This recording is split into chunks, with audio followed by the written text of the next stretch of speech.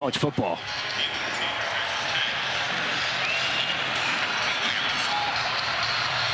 Chase Gilbert will boot it deep. Jordan Brown and Jacoby Williams downfield for Tech.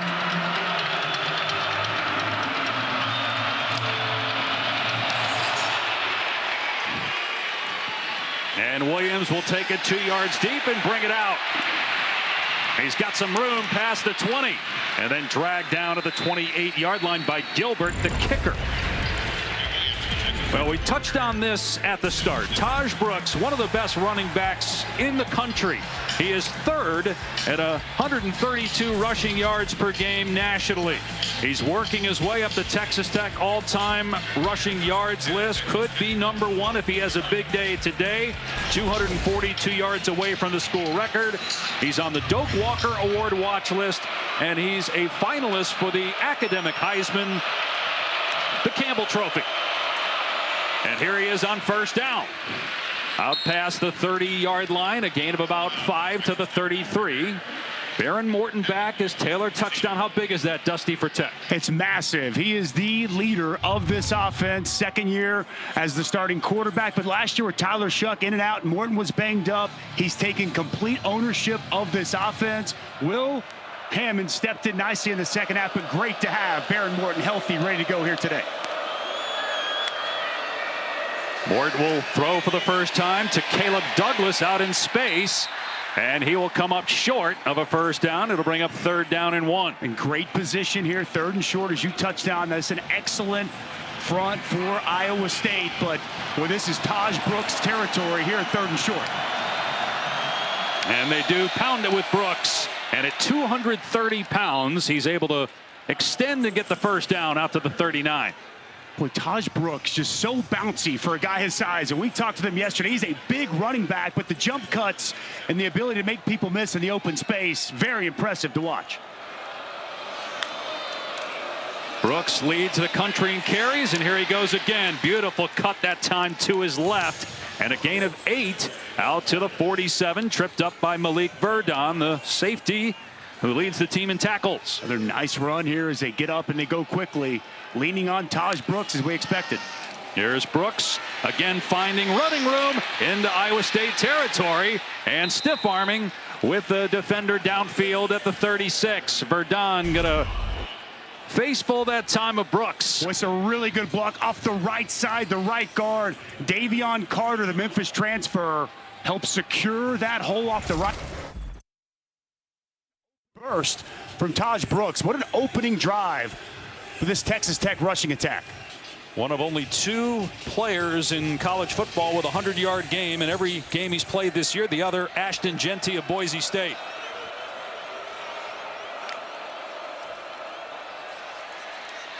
Here's Brooks on first down, or excuse me, Jacoby Williams, the true freshman, and wrapped up by Zamir Hawk. So the first time they're able to get a Texas Tech running back to the ground for not much. They like Jacoby Williams, the true freshman. He's got some twitch and some burst of his own. And though doesn't bring the size to the table at just 180, runs and plays with some real toughness. Morton to throw on second and long. And floats it deep downfield, wide open as Josh Kelly walks into the end zone. Touchdown, Texas Tech. A 35-yard strike to a wide open receiver, Josh Kelly, from Behren Morton.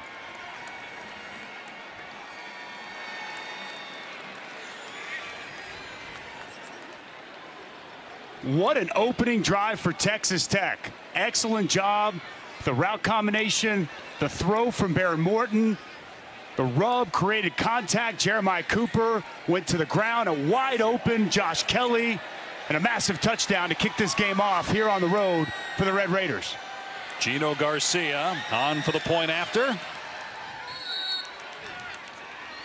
18th touchdown pass of the season for Behren Morton, and Josh Kelly, who's 6th in the country in receptions, with a touchdown grab to get the Red Raiders on the board less than 3 minutes in. For the love of home. Well, here are names. They call it Yell Like Hell, a competition with chants and cheers from students that demonstrate Iowa State's spirit. This year's theme is Sigh Around the World for Cyclones, obviously. They only give up 14 points per game here, but already surrendered 7. A touchdown by Texas Tech. Apologize for technical difficulties. We're not allowed to show you that last replay just based on our cameras being down the previous segment. Iowa State's last game was 2 weeks ago against UCF. Rocco Becht was the hero.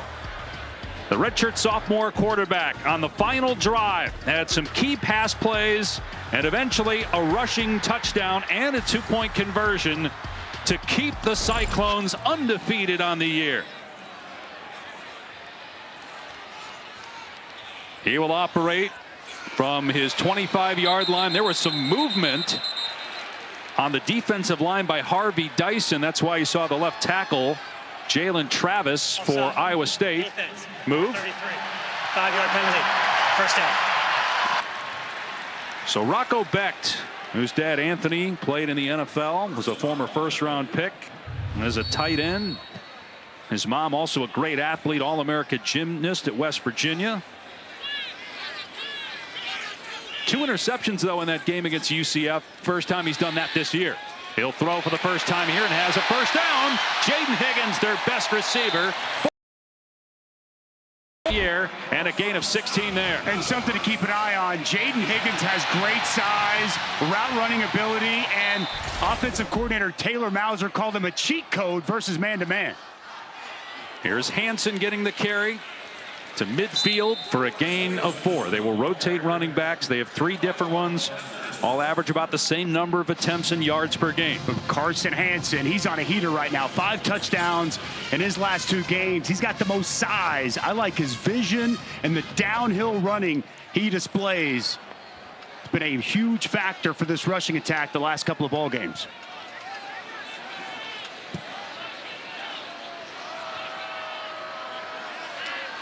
Hansen again on second down.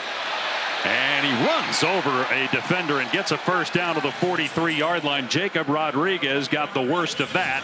The weak side linebacker for Tech. There's that downhill physicality from Hansen. Lowers the shoulder and goes through Jacob Rodriguez. Iowa State with tempo, and they'll run it again. Pinballing off an initial hit. Hansen falling forward for 2 to the 41. Brought down by Quincy Ledette. Jacob Rodriguez in there on that tackle, the converted quarterback, Virginia transfer season ago, was hurt, only played in 4 games, still learning the linebacker position, but when this defense needs a play, he's come up with big plays throughout the course of the season. Nice tackle on first down.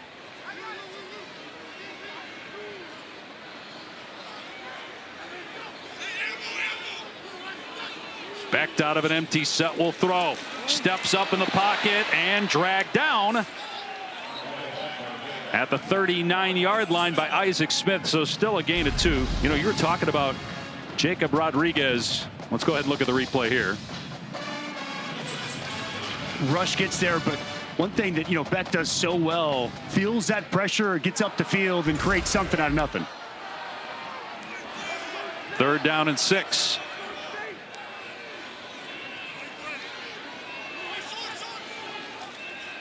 Pressure off the edge. It's picked up, and Becht fires complete for a first down to Jaden Higgins.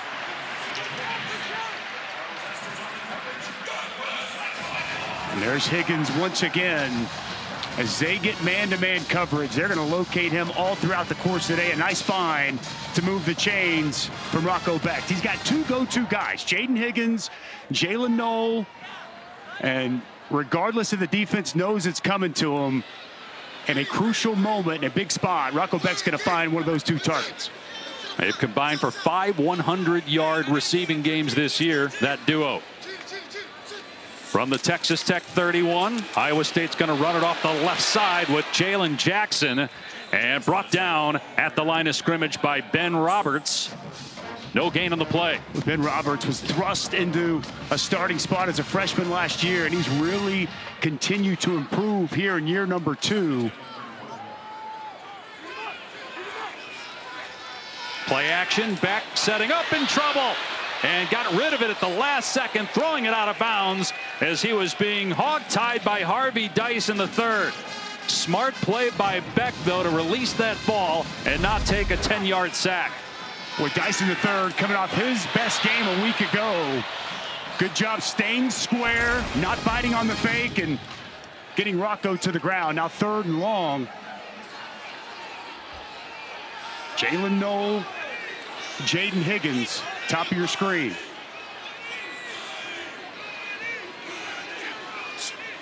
And that's where Beck is going, and the ball is thrown high and incomplete, intended for Higgins. Braylon Lux, who's been battling a shoulder injury, but is starting this game in coverage, and it's 4th down. Well, Lux has been the most consistent linebacker, and good to see him out there healthy. He was banged up throughout the course of the week. A little contact before the ball gets there, not enough to draw the flag. And Texas Tech with a big stop on defense, and they said they just got to be able to get stops, not allow the explosive plays down the field, force Iowa State to earn it. Important stop there on the opening possession. Kyle Conrady, a 49-yard attempt. He's made one from 54 to beat Iowa this year, and he buries that one. So Iowa State on the board, but it remains 7-3 Texas Tech. New to college football this year. On Tuesday, Joey McGuire received information from a third party that they were able to listen into the communication between Texas Tech coaches and their players during their game last weekend against TCU. Texas Tech eventually reported the information to the Big 12 and asked for an investigation. The Big 12 then released a statement that concluded by saying the review showed that at no point was any Big 12 competition compromised. Texas Tech went on to accept the finding of the Big 12. But guys, we did talk to Joey McGuire this week, and he says he still has reservations. So beginning today, Tech is switching to a new communication system known as CoachComm, and they will use that for the remainder of the season. All right, Taylor, good report there. And this is year 1 of this in college football. This has been something that has been at the NFL level for a long, long time, where they have an encrypted system. And in the coach to player communication, it should be noted that at 15 seconds on the play clock, it's shut off anyway. Yes. I think they would take this information, continue to fine-tune it, figure things out, and find the best way to move forward and make sure that the integrity of the game is at the forefront. Here's a design run for Behren Morton. He got hit on that left shoulder. That's the shoulder that he hurt last week. Cooper Ebel with a big lick on the quarterback and loss of about a half a yard. Well, this linebacking crew has dealt with so many injuries, but Ebel, Barnes, true freshman Brazina have all stepped up. A nice play coming downhill there, tackling Morton right at the line of scrimmage.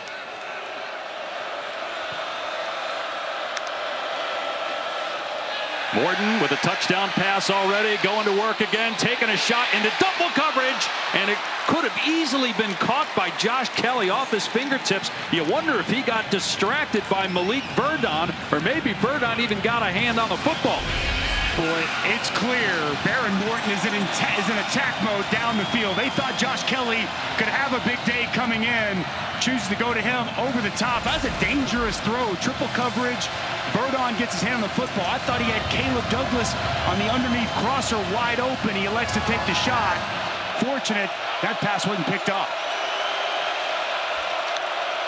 They bring pressure after Morton in trouble, gets rid of it, throwing downfield, and it's caught for a first down by Josh Kelly. What a blind throw from the far hash mark, on target by Behren Morton with the defender in his face. Well, they brought pressure. Verdon gets there right as he throws it, and Morton just throws it to open space. Nice job by Josh Kelly locating that football, going down, and making a big third down conversion. He leads the country in catches on third down, Josh Kelly.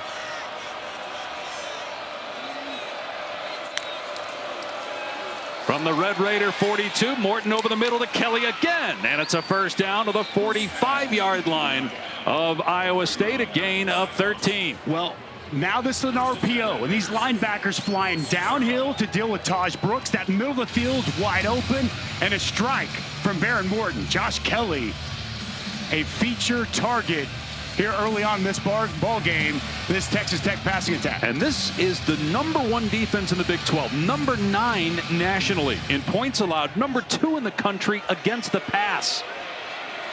But struggling early on against Texas Tech. Morton throwing again, dumping it off, and a big hit on Williams on the perimeter. Miles Purchase on the takedown, a short gain. Yeah, Iowa State has been stingy, especially on the back end of that defense. Such a veteran group in the secondary for John Haycock. Taking the ball away about as well as anybody. 15 takeaways on the season. Been excellent defending the pass, and they're being put to the test here early against Texas Tech.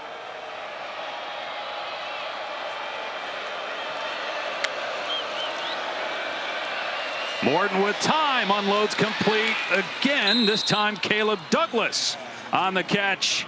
Down to the 30, 14 more yards through the air. This is excellent timing on the route. Caleb Douglas finds open space on the corner route and perfectly placed ball for Morton.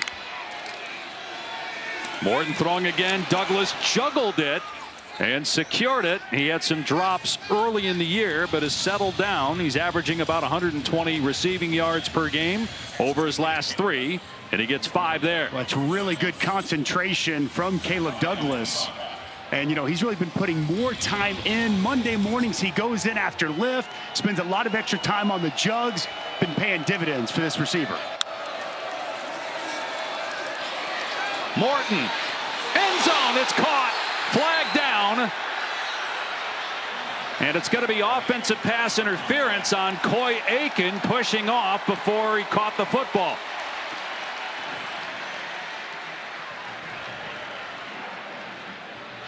Pass interference. Offense, number 8. 15-yard penalty. Second down. Well, Jontez Williams, who's been excellent for Iowa State this season, he's in coverage outside. And here, right as this ball is being delivered, point of contact, you'll see Clay Aiken use that right hand, get just enough of a push. Williams goes to the ground and it draws the flag. So it'll be second down and 20 after the penalty.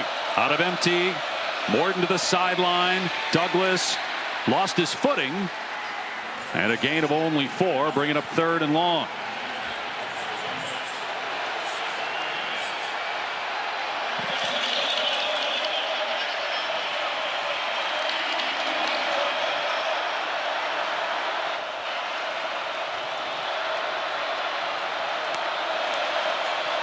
Josh Kelly, inside receiver, been the go-to guy.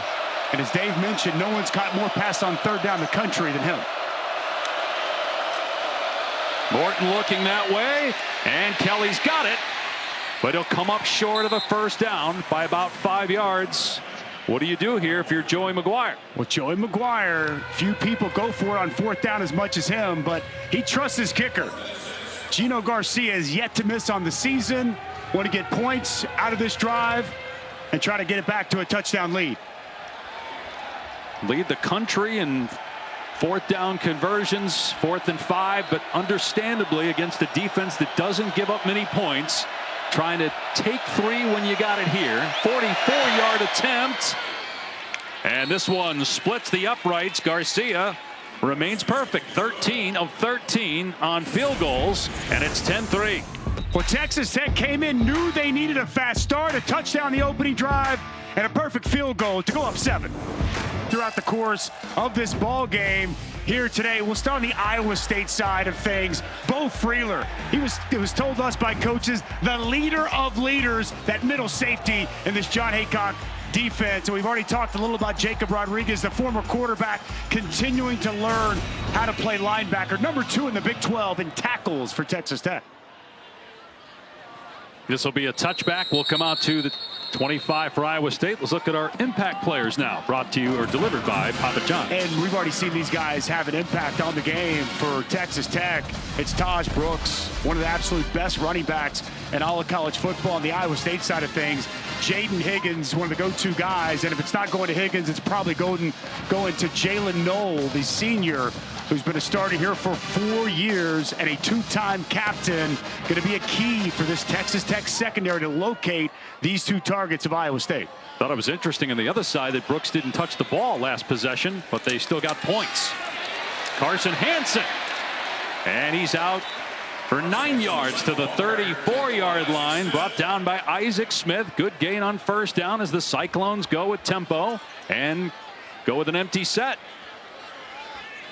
They ran back 20 times against UCF. Long throw complete to Jaden Higgins. And he's able to wrestle his way through two would-be tacklers for a first down to the 43. Marion Horn, the corner, just giving too much space to Higgins, and an easy pitch and catch from Rocco Becht. No, he wasn't set. Yep, flag down. Iowa State number 2 in the country in fewest penalties, number 1 in fewest penalty yards. Offense, number 9. 5-yard penalty, first down. Well, Sunday is the final day of the NWSL regular season. The only games on the schedule, both with playoff implications. Chicago takes on Kansas City, the current part owned by the Mahomes family. Of course, Patrick Mahomes played at Texas Tech. See him on Monday Night Football this week for the Kansas City Chiefs. San Diego Wave and Racing Louisville, the other game on Sunday. Beck going to work, and that pass caught. What a stab by Knoll, and he's got a first down to the 44. Skevin just past the original line of scrimmage. How about the hands and the concentration by Knoll? This pass way out in front. Strong hands on the screen just to bring that in, and but easily could have been an incompletion to pick up a 6.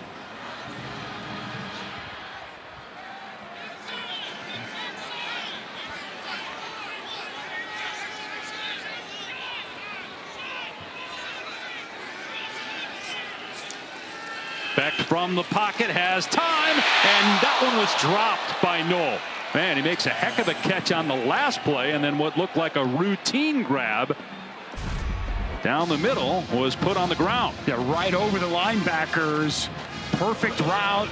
Good throw by Rocco Becht out in front on the hands of Knoll, and a rare drop by the senior. He had over 100 yards in the fourth quarter alone of their win against UCF.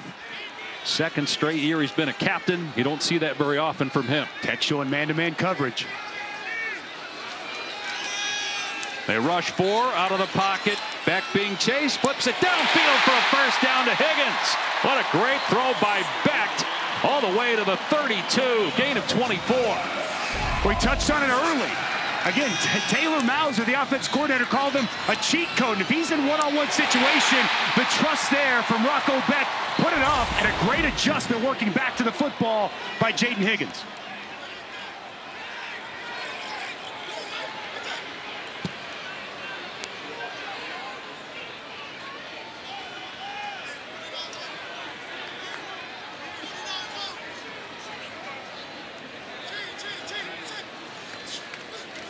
Beck gonna hand it off here, and Sama dragged down for a loss on the play by Charles Esters. It was really interesting watching College Game Day today. Nick Saban said he thought Rocco Becht is one of the most underrated quarterbacks in college football. That was a great throw on that last play. Absolutely, just putting it up, trusting his big target that he's going to win, and he's just playing with so much more confidence this year, Dave. He was thrust into that position. He won the job, but kind of probably before he was ready, continued to improve last year, added more of a mobile dynamic and a complete understanding of this offense here in year number 2 as the starter. They lose 3 yards, though, on the last play, and then no snap. Everybody else moved except the center.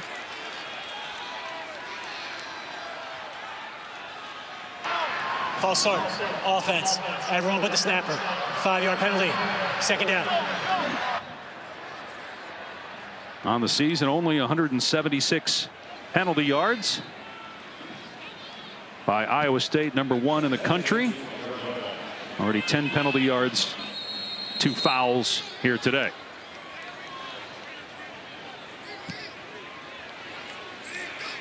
Second and 18. And the ball's on the ground. Beck picks it up and gets maybe a yard. Could not get the handoff to Jalen Jackson. They collided and the ball hit the deck. It's tough to tell here. Rocco, is he just right there at the mesh when he puts that ball in the belly of the running back? Looked like he was pulling it back to run it. And as he pulls it back, it falls out of his hand. Big third down. Not going to snap it. That'll take us to the second quarter. A lot of fireworks in the first. On homecoming here in Ames, Texas Tech with a 10-3 lead after 1. For attention here early.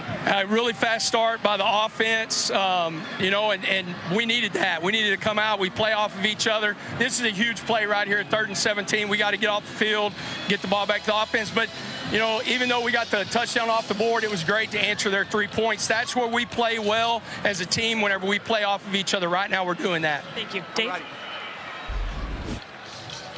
All right, Taylor, let's see, since Iowa State already made a 49-yard field goal, as Coach mentioned, 3rd and 17. If Cyclones just try to get 7 or 8, give their kicker a shot. Beck from the pocket, throws underneath, and breaking a tackle at the 30, and down close to the first down, about 2 yards short is Gabe Burkle. And the Cyclones going to keep the offense on the field for 4th down. Yeah, I think Matt Campbell right to go for this here.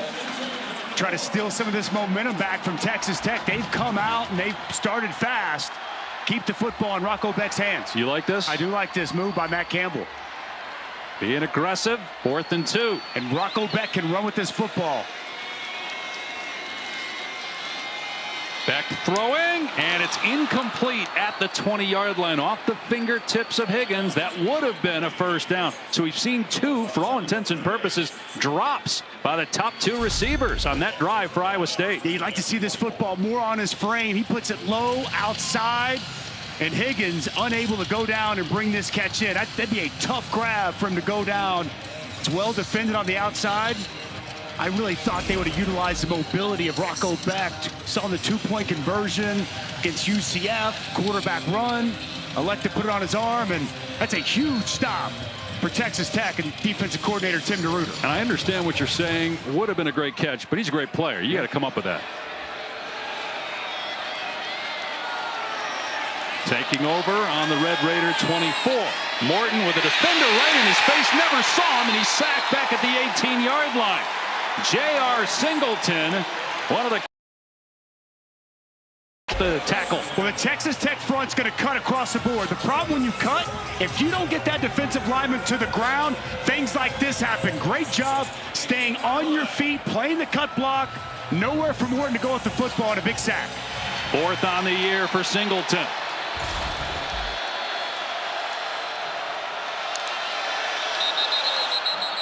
Penalty marker down.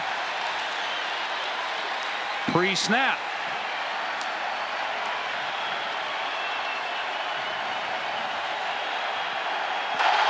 False start. Everyone but the snapper. 5-yard penalty. 2nd down. Check in with Taylor. Coach McGuire going to his receivers and says, guys, we have to be better on the perimeter. That starts with our hands, feet, and eyes. They want to see that on this drive. We know this offense loves to throw the football as much as they love Taj Brooks. 2nd and 21, back at their 13. Morton to throw with time. Everybody covered. Now Morton throwing underneath. The catch made, but an immediate tackle at the 18-yard line on Tharp. Well, that's your vintage Iowa State drop 8. Back in that umbrella zone coverage. Smart by Behren Morton going through his reads. Got to just check it down. An excellent job coming up the field and making the tackle. 3rd and long, little shift change for Iowa State defensively. These are spots where John Haycock has elected to bring pressure. We'll see if he brings pressure here on 3rd and super long.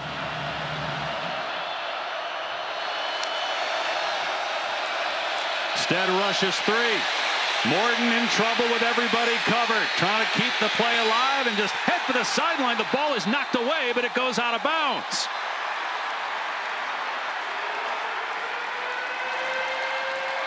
Marcus Neal poking the ball free. It goes out of bounds. It'll remain Texas Tech ball, but they have to punt after a loss of 4. They drop back and they play that zone coverage. Neal was playing more of a spy, watching Baron Morton when he broke the pocket. Excellent pursuit to the football and gets the punch out, and a huge stop for this Iowa State defense. They get the kick away. And it's pretty good. Backpedaling and making the fair catch is Jalen Knoll at the 44-yard line of Iowa State. Well, the true freshman Marcus Neal, he's going to play spy. Watch the pursuit to the football when Baron Morton breaks outside the pocket. Sometimes it's about effort and 1-2. Cyclones getting the football back when we return. Got the Taco Bell Live Más student section here in Ames all season long. Student sections across the country are competing to be the Taco Bell Live Más student section of the year. Download the Taco Bell app to learn more. Showing pressure. That was a check there by Rocco Becht at the line. And on first down, they run it off the left side. Abu Sama to the 46 for a gain of 2. 7 undefeated teams left in college football, with Penn State losing to Ohio State earlier today. The Cyclones are one of those 7 teams, but trailing early in the second, 10-3. Back to throw, Becht. Moving to his left, keeping his eyes downfield, and it's incomplete. Trying to hit Gabe Burkle, who's getting more targets, with Benjamin Bramer, the number 1 tight end, out due to injury today for Iowa State. Got an injured Texas Tech player. Boy, really good coverage down the field by the free safety, Chapman Lewis. Right there in the hip pocket of the big tight end, Burkle. Good job getting a hand in there in the pass breakup. Can't see the number of the injured Red Raider.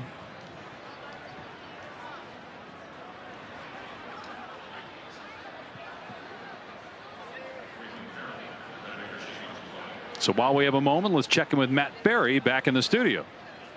Okay, gentlemen, a couple of studio updates for you. Oregon and Michigan tied at 7. Dylan Gabriel to Terrence Ferguson, one of his many targets, gets him down. He's going to take it to about the 1-yard line. They would punch it in on the very next play. 14-7 Oregon in a game that should be a Rose Bowl, but now it's a Big Ten Conference game, gentlemen.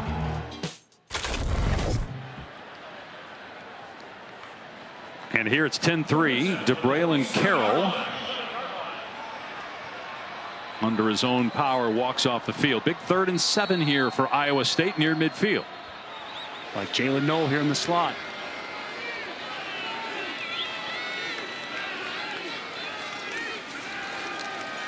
Becht throws complete, and turning is Knoll to get the first down inside the 30. High stepping before he shoved out a play.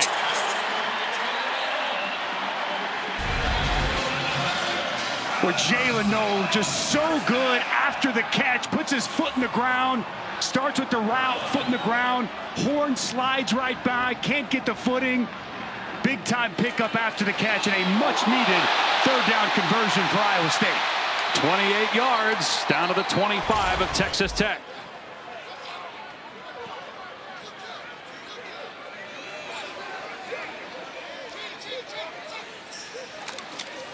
Jalen Jackson in the game at running back, dragging a defender. Charles Esters III down to the 19 for 6. Well, he's only 180 maybe, Jackson, but good physical run, getting downhill in that outside zone stretch, and a nice pickup on first down. They've run for 237 yards or more 4 times this year. They have not lost a fumble. You already touched on the lack of penalties. One of the most disciplined teams in the country this year. Another run play on 2nd and 5, and Sama met in the hole and driven back by C.J. Baskerville after just 1 yard. With C.J. Baskerville, when he gets downhill, can really play with great physicality. Iowa State went big that time, 3 tight ends in the game. As you'll see, they love to mix in these tight ends in a personnel grouping, and a nice stop on 2nd down by Texas Tech. Big third down here for this Iowa State offense. Noel able to pick up the last third down with Jaden Higgins up top. Both these receivers got to locate them.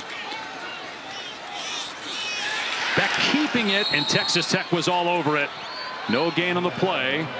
And so Iowa State will bring on the field goal team for about a 37-yard attempt. It's an excellent individual play by Jacob Rodriguez, coming downhill, fighting through a block, and getting back to the ground.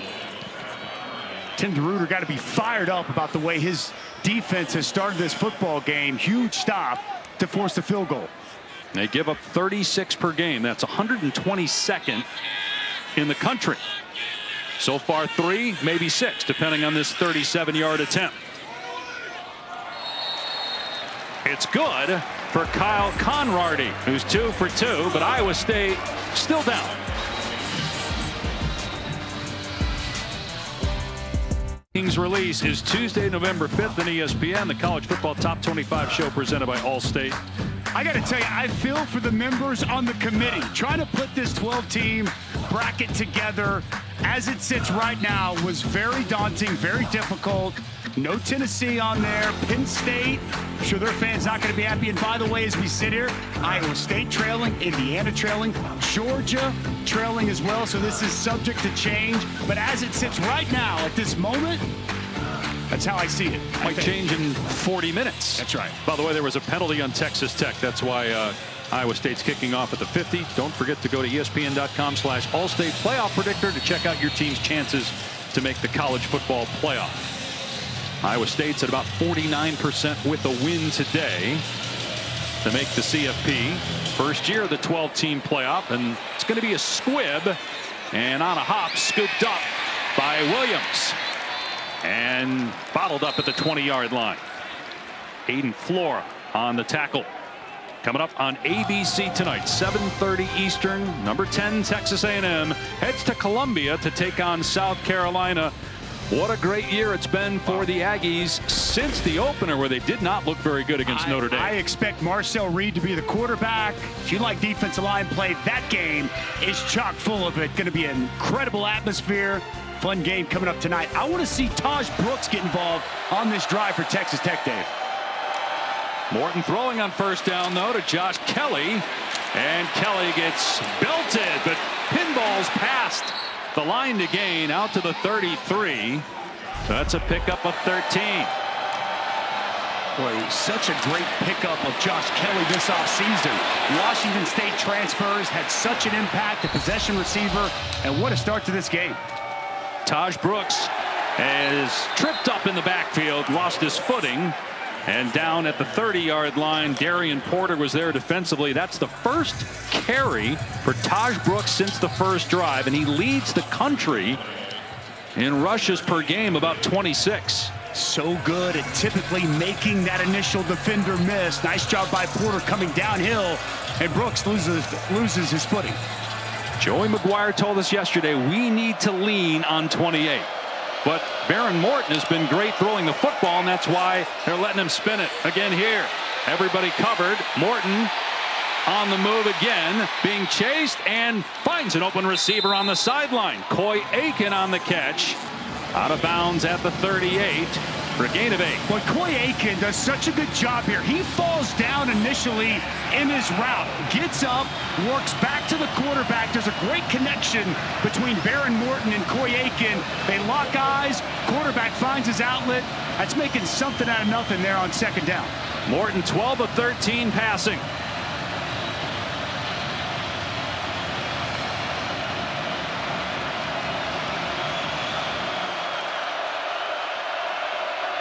Man-to-man coverage.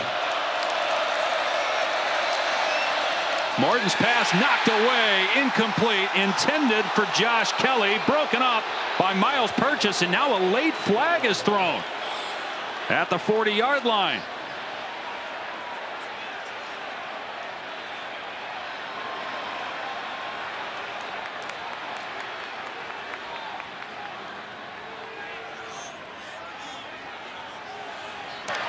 Pass interference. Offense. Number 8. Penalty is declined. 4th down. So that's Offensive pass interference on Aiken. That's the second time he's been called for that today. Penalty, though, declined. 4th down and 5. Texas Tech will punt. John Haycock mixing and matching zone man-to-man coverage. Here's going to be the penalty on Aiken. Coming up trying to set that pit on Verdon. Excellent job by Purchase creating that pass breakup. Jack Burgess punting for the 2nd time. And a very demonstrative signal for a fair catch at the 25 by Knoll. You saw the penalty marker come soaring in there at the end.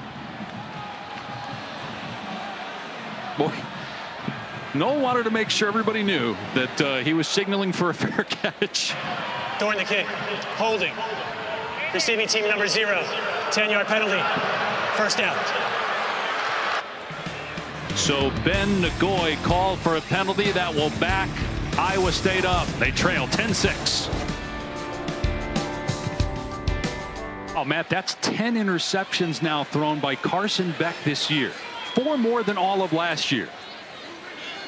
Iowa State takes over on the 15 and a run play, but a huge hit on Jalen Jackson in the hole after a gain of about 2. It was Roberts with the stick. Now coming up next, Louisville Clemson tonight. Clemson rolling since that loss to Georgia week 1. A&M South Carolina on ABC. TCU, which beat Texas Tech by 1, taking on Baylor.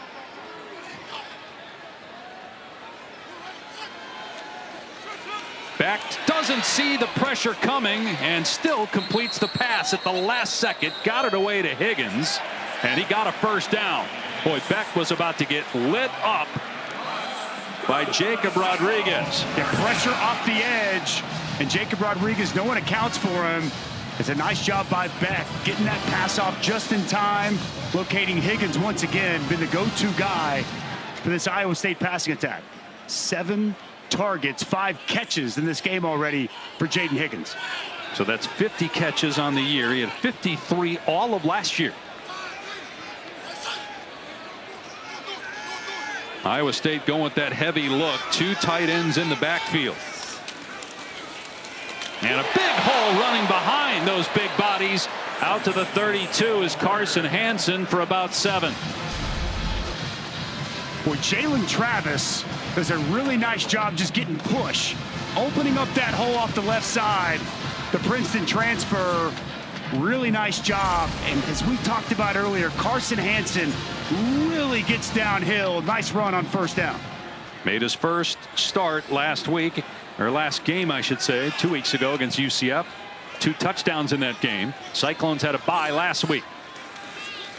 Pass play on 2nd down. Beck hit as he throws. The ball flutters, and it's picked off at the 44-yard line by A.J. McCarty.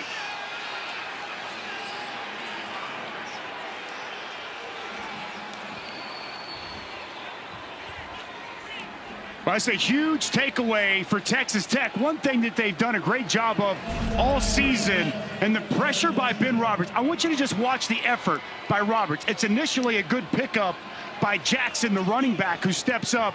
But watch Roberts, never goes to the ground, stays right there like a cat on all 4s, and he gets right into the face of Beck, disrupts that throw, and creates a big takeaway.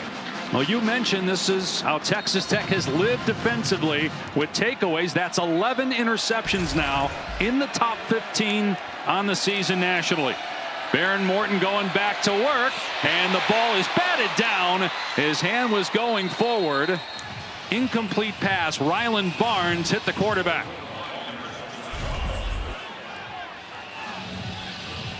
Pressure just coming off the side here.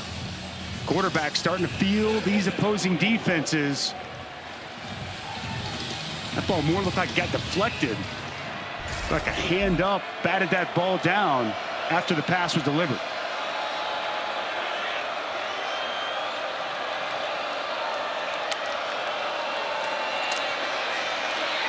Morton throwing deep, single coverage, and the ball thrown out of bounds.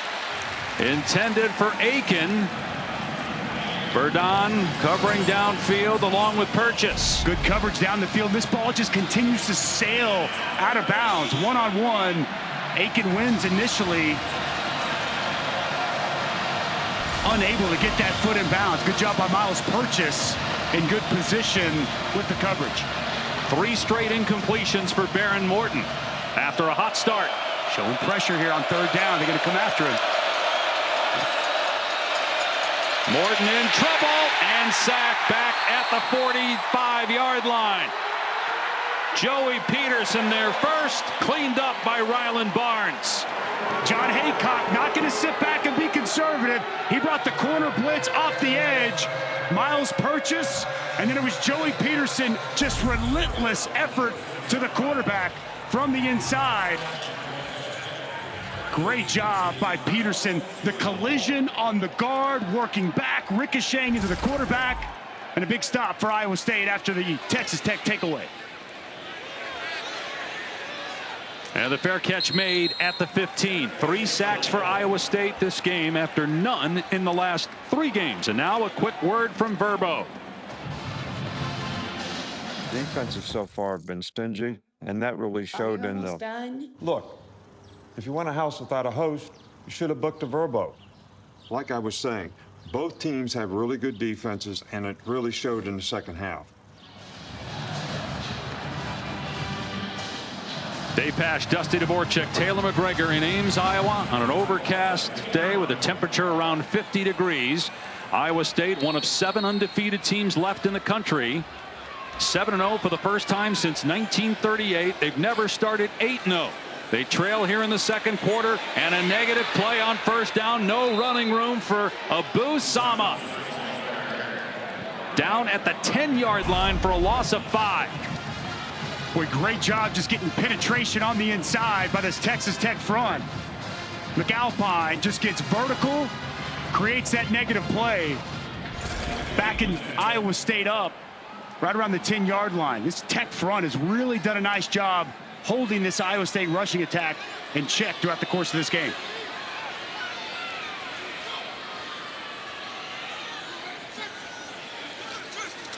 Beck from the pocket in trouble and dragged down for a sack at the 9-yard line. Jacob Rodriguez, who missed half of last year due to injury, back in high school and at Virginia with the takedown. Well, Jacob Rodriguez is going to come here, and you're going to see Ben Roberts come all the way around. Both linebackers come, and they are mixing it up right now. Pressure dials up, nowhere for Beck to go with the football, and Jacob Rodriguez with the big sack. He's married. His wife, Emma, is a helicopter pilot in the Army. Now it's 3rd down and 16 from the Iowa State 9. Beck from the goal line gets rid of it out to the 15-yard line. Carson Hansen tackled at the 17, so a gain of 8, but Iowa State will punt it away. Well, it's good pressure once again.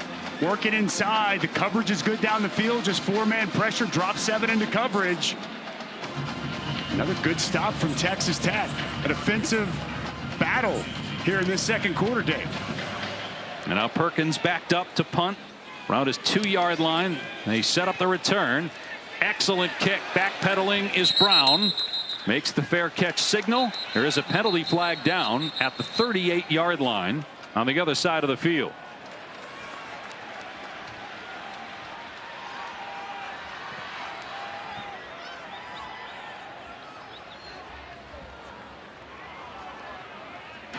During the kick, holding, 14 of the return team.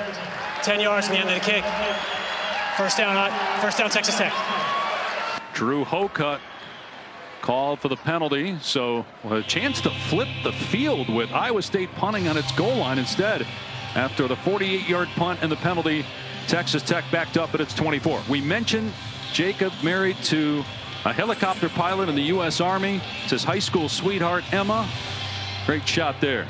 Incredible story. We appreciate her service. And as we talked to him yesterday, obviously very proud of his wife, knew she'd be watching at home, and what a job he's done transitioning from quarterback, stepping up, making big plays here this afternoon. Here's Taj Brooks Trying to find a hole, and still he gets pounded. Iowa State all over him. Beau Freyler in there defensively. Ebel had a big hit too. I love watching Beau Freyler on tape. Plays with such physicality. That center field safety that John Haycock has made so famous here in Ames, Iowa. Been playing a lot of football for the last 4 years. A nice stop on first down.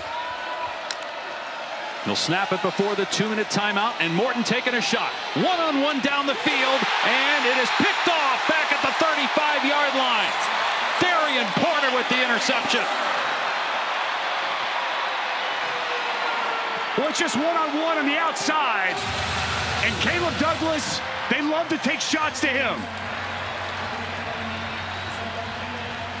He's converted on big plays down the field the last several weeks. They take the shot at Darian Porter.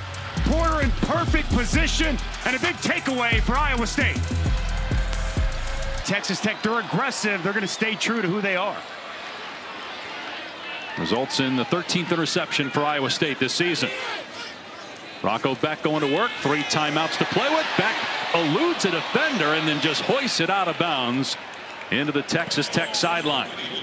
With pressure coming again, Tim DeRuyter continues to dial it up. Ben Roberts been very active, coming downhill on that blitz, timing it up well, and good by Rocco Beck just to get rid of the football. Big 12 freshman of the year last year. Coaches compare him in some regard to Brock Purdy, saying that he's always trying to be himself. He knows who he is, very comfortable in his own skin. To throw here on second down, again getting away from pressure, scrambling to the perimeter and out of bounds around the 40-yard line for a gain of 3, chased out by Horn. Pretty well defended there by Texas Tech as Rocco Beck breaks the pocket, do a nice job corralling him, leveraging him, and escorting him out of bounds. Now all of a sudden, with 1:39 left, you get a stop here. 3 timeouts for Texas Tech. They've got their opportunity. Right. It was a football. Big that he went out of bounds. Absolutely. There, Beck did, to stop the clock if you're Texas Tech. Don't have to use one of your 3 timeouts. Both teams with a full allotment of timeouts.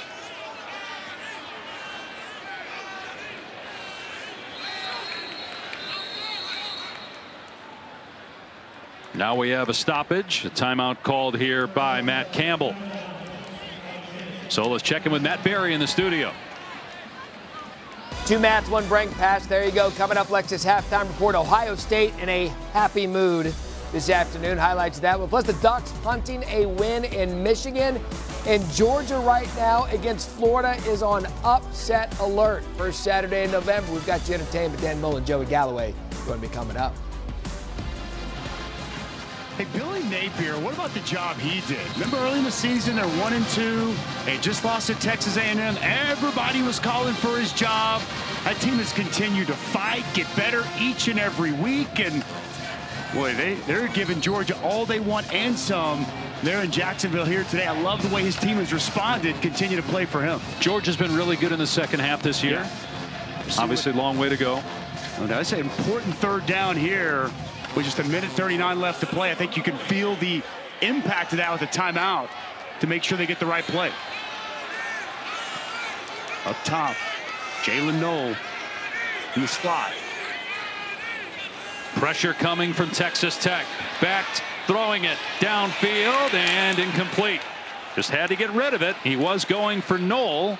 I think Knoll believed that he was held on the play, but no flag, and it's 4th down. Texas Tech will get the ball with 1:33 left and 3 timeouts. Try to go with the out and up. Try to get Baskerville, the safety, to bite. A little bit of a grab there, but good job over the top as well.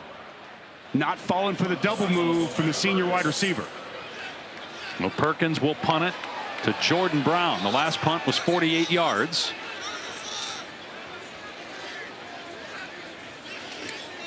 Tech coming after this one. It was nearly blocked. And the fair catch at the 20-yard line. Braylon Lux was awfully close that time to blocking the punt. But Joey McGuire dials up the block, and it is inches from getting home off that right side. Try to take the ball off the foot. And boy, you want to talk about too close for comfort if you're an Iowa State fan. Whew, doesn't get much closer than that, Dave. And so Texas Tech will take over on its 20-yard line. 1:27 left, 3 timeouts to work with, only 6 carries for Taj Brooks. And it wouldn't expect a lot of run plays on this drop. Morton trying to find an open receiver. Just takes off, heads for the sideline, and will stop the clock after a gain of 7 at 1:17. Boy, Clay Aiken was doing jumping jacks in the middle of the field. Baron Morton trying to go through his reads. All right, go ahead and freeze it right here, guys. You're going to see Clay Aiken. It's going to be in the top of the screen. Nobody with them. Baron Morton unable to locate him. Wow. Missed opportunity. Morton 0 for his last 4 with a pick. And guns it downfield. The receiver fell down at the 45. Josh Kelly. We've seen that a few times where either running backs or receivers have lost their balance and gone to the ground. Now it's 3rd and 3 and a chance for Iowa State to get a stop, get the ball back with time and a pair of timeouts. Footing been less than optimal throughout the course of the day for the wide receivers and skill players from both teams. And this crowd coming to life on this crucial 3rd down. Josh Kelly, one of the best 3rd down targets in all of college football, lined up here in the slot. Instead, they're going to run Brooks on 3rd and 3. Gets a 1st down. The clock will stop to reset the chains.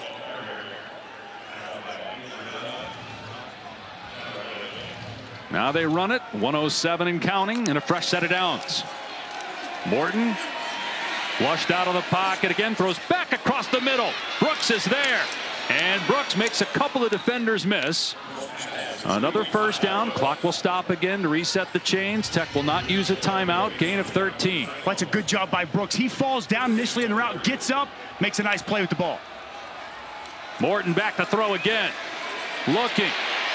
Leaves the pocket again and just launches it out of play. Took a shot as well from Peterson, but hops to his feet. Take a look at that 1st down catch by Taj Brooks. You had just mentioned the footing on the field, working that angle route. And as he comes out of his break, he falls, gets back up, and it's a good job by Morton to locate him back across the middle of the field. And Taj Brooks, as he typically is, tough to tackle in open space. There's been no rain today. There was rain in the forecast, but not sure why a lot of guys are slipping down there. 43 seconds left. 2nd and 10. Everybody covered again, so Morton on the move. Keeps the play alive, and the pass incomplete. Kelly was in the area, and the clock stopped with 35 seconds left. Just a misfire by Baron Morton, working back to his left, unable to locate the open Josh Kelly. Throws that pass behind him. 3rd and long. We've seen John Haycock at times be aggressive. See if he dials up a pressure and comes after Baron Morton.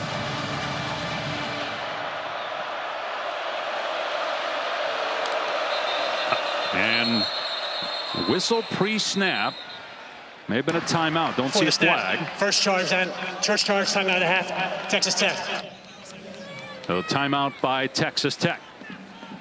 Sunday NFL Countdown Crew has you covered for Week 9, 10 a.m. Eastern Time. And then the Monday Night Countdown Crew gets you set at 6 Eastern for Buccaneers Chiefs. Both available on ESPN and the app. Joe and Troy have our Week 9 Monday Night Football game. Patrick Mahomes against Baker Mayfield. Remember, Baker Mayfield started out at Texas Tech as a walk-on quarterback. Of course, Patrick Mahomes, Texas Tech legend, who, by the way, has more interceptions than touchdowns this year, yet the Chiefs are the only unbeaten team left in the NFL at 7-0. I don't care how many touchdowns, how many interceptions. Give me that guy to go win football games. What a career he had at Texas Tech. There was a battle back in the day between Baker Mayfield, Patrick Mahomes when they were Texas Tech, Oklahoma. Legendary. Yards, points, no one could stop each other. Be fun to watch them get after it again on Monday night. 3rd and 10 for the current Tech quarterback, Baron Morton.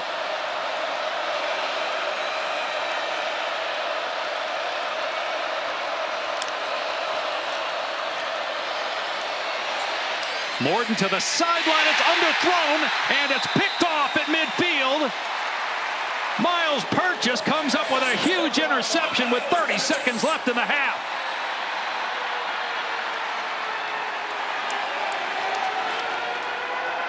With Miles Purchase, just going to be man-to-man coverage. This quarterback on their go-to guy, just going to work right around the slot, going to stay man-to-man. Working with Kelly inside, just going to be a simple out route. And he is in perfect position, runs the route for him, undercuts it. What an outstanding play by the senior Miles Purchase. And Iowa State has a kicker that's made a 54-yard field goal. So they're about 13 yards away from being in his range with 2 timeouts and 30 seconds to go here in the half. Down 4. Play action. Becht over the middle, complete. First down. Jaden Higgins into field goal range with 24 seconds left. Tech going quickly. The clock will start on the ready for play. Back to the sideline. The catch is made. Knoll stays in bounds inside the 20 and then pushed out with 14 seconds left at the 18. With great execution of this offense late by Rocco Becht. And you see how explosive Knoll can be with the ball in his hands after the catch. Great job getting the chunk yards and getting out of bounds.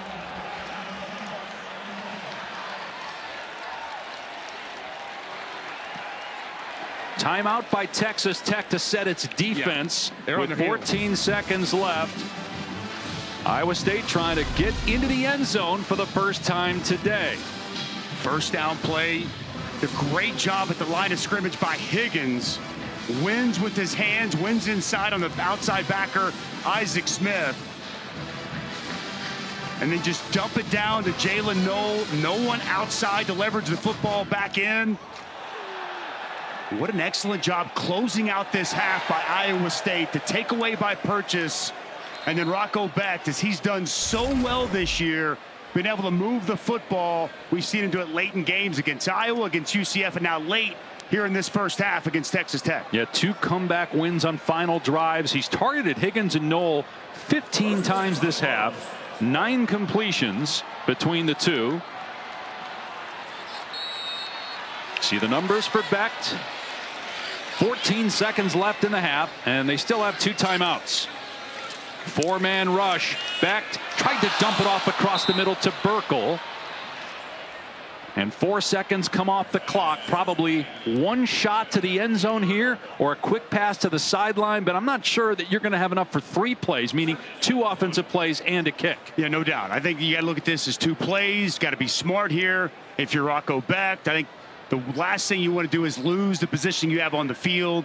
Clearly in field goal range, you'll be able to convert points after this takeaway. Now one-on-one outside here with Higgins. You want to take a shot, you try to do it with your big receiver. Becht in trouble, spins away from the defender, launches into the end zone, and it's caught for a touchdown. Jaden Higgins.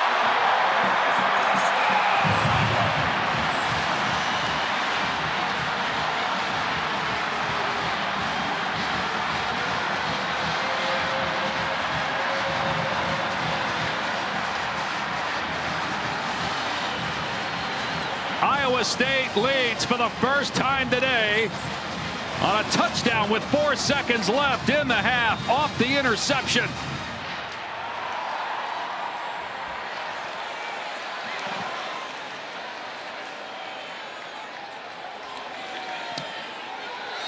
(13-10) Cyclones.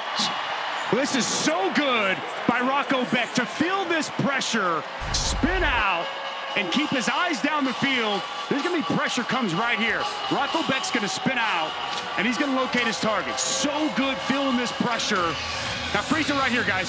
So, and you got Lux outside. So Lux, he thinks he's got safety up over the top.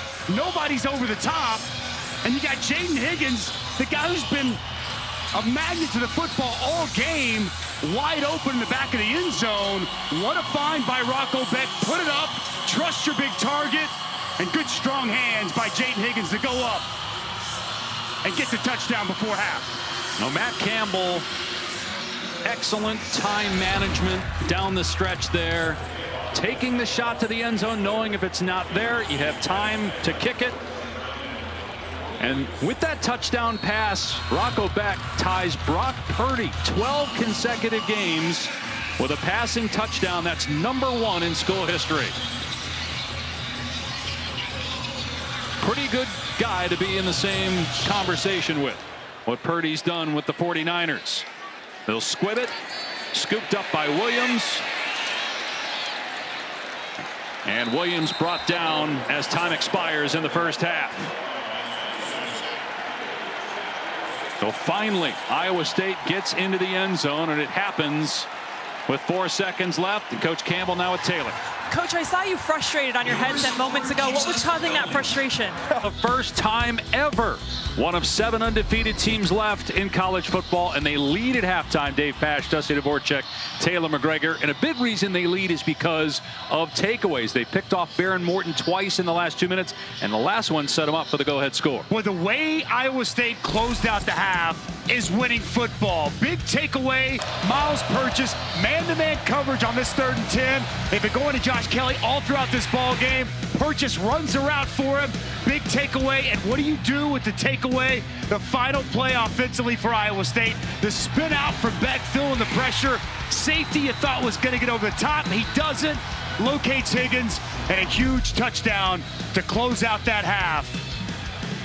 Our player spotlight brought to you by Gillette. A combined 16 targets for the great tandem of Higgins and Knoll. 10 total catches for almost 150 yards and the touchdown. And Iowa State will get the ball to start the second half.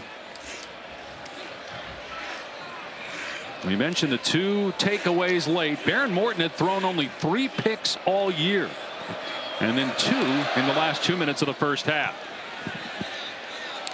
Fair catch made. So it'll come out to the 25, and let's go to Taylor. Taj Brooks needs to get the ball more. That was the message from Joey McGuire. I asked him, why did you guys not go to him more in the first half? He said they were giving us so much in the passing game. We relied too much on that, but that was currently addressed at halftime, so look for him to get the ball more. And you mentioned the turnovers by Behren Morton. Joey McGuire says give their defense a lot of credit. They're a reason they're the number 11 team in the country. Their defense has been really good, and so we have to settle in. But he mentioned their defense has to come up big here with this stop. Back to your first point, Taylor, and Taj Brooks. Only 7 carries, and 4 of those came on the first drive when they went down the field and scored. On first down, here's Higgins again across the middle, and it's a gain of 15 to the 40. A bullet thrown by Rocco Becht. When linebackers come up, Jacob Rodriguez downhill. Middle of the field is wide open, and a strike from Rocco Becht to guess who? Jaden Higgins once again. The second half starts how the first half concluded. Really impressed with Rocco Becht in this game. Redshirt sophomore from Florida, son of an NFL player. His dad Anthony, who's broadcaster for the New York Jets radio broadcasts, was a former colleague of ours at ESPN. In the NFL for more than a decade as a tight end. Oh boy, how about this? Having to burn a timeout early in the second half.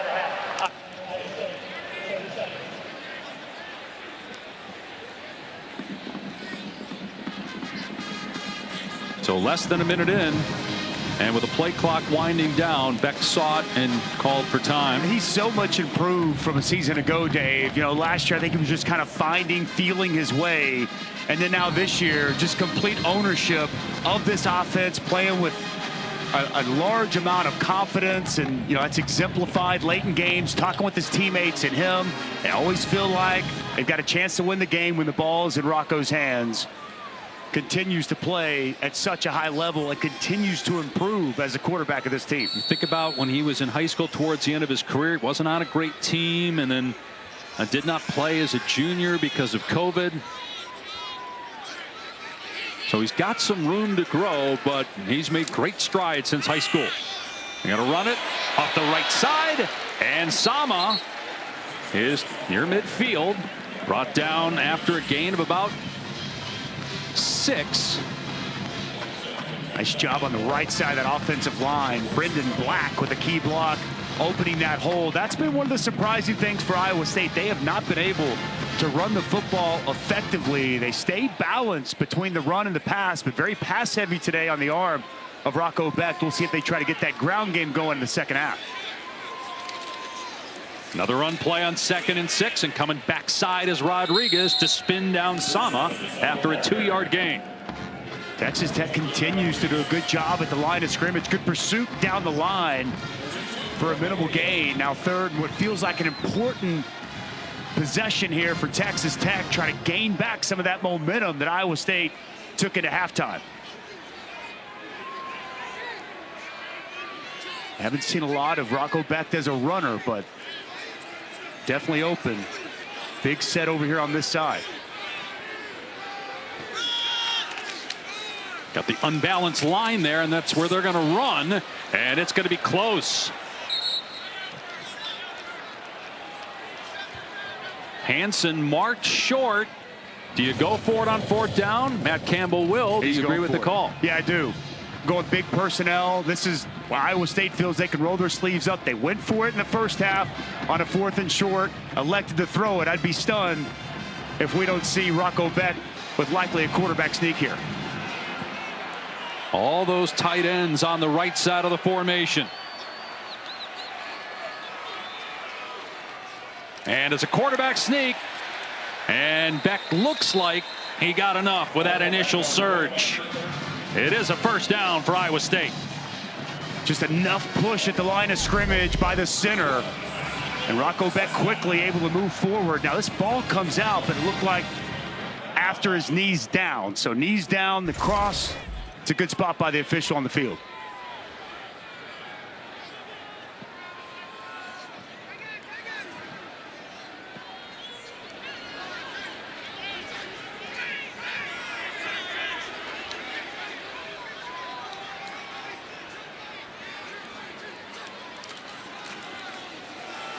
Between the tackles, Jalen Jackson stacked up after a 1-yard gain. BYU 5-0 atop the Big 12 standings. Iowa State 4-0 for the first time ever. Both teams very much in the college playoff hunt, even with the loss in the new format with 12 teams. If you win your conference, especially a power conference, you're likely to get a 1st-round bye. Those teams do not play Iowa State, BYU this year in the regular season. Becht finds an open man down the sideline. It's Tyler Moore, upended around the 30, but it's a gain of 18. Well, this is what happens when they sell out to stop the run. And Tyler Moore just going to go across the formation. Nobody accounts for him in the flats. Easy dump down and a nice pickup. Back to the air again. Fires complete. Higgins, a flag down, and Higgins is taken down at the 19.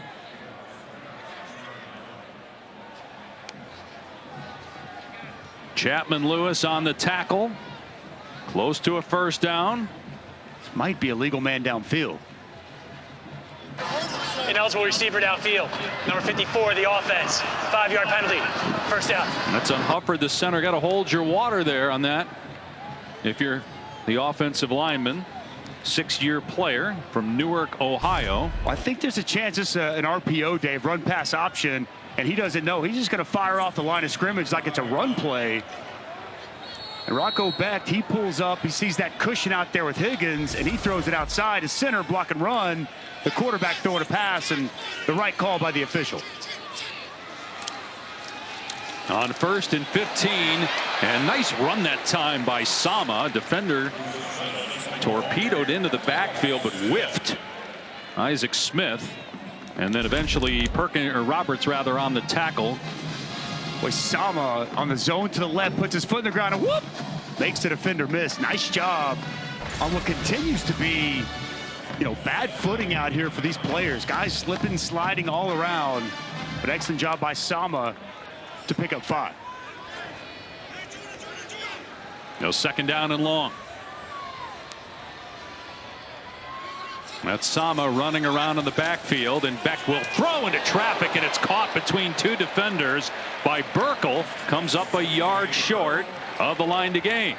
Well, tight window throw from Rocco Beck, locating his big tight end. Great velocity behind that throw. Beck rolling out on third down, dumps it off to Knoll, and he dives past the 20-yard line. A flag is down. This could either be a hold or a block in the back. Carson Brown.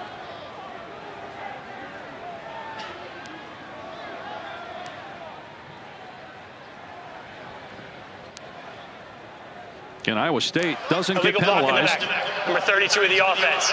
10 yards from the spot of the foul. Third down. They have the fewest penalty yards all year, but penalties are hurting them on this drive. But Chapman Lewis does an excellent job keeping his outside shoulder free, working through this block. And Carson Brown stays in his back, pushes him in the back. Draws the flag. So now it's 3rd and 12. Four-man rush. Beck from the pocket delivers a strike, and then the ball is fumbled at the 15-yard line and recovered by Texas Tech. Burkle caught it, got drilled, coughed it up, and the Red Raiders have the ball. That would be the first lost fumble this season for Iowa State. And by no surprise, it's Jacob Rodriguez who comes in and uppercuts this ball out. What a heads-up play by the redshirt junior. He's done this throughout the course of the season. Defense on their heels. And when this defense has needed a play to be made, it's typically... And Chapman Lewis with the fumble recovery. In the preseason, Utah was picked to win it. Oklahoma State was picked 3rd, Kansas 4th. Think about that. Iowa State 6th, Texas Tech 9th. But get rid of all that and reshuffle the deck.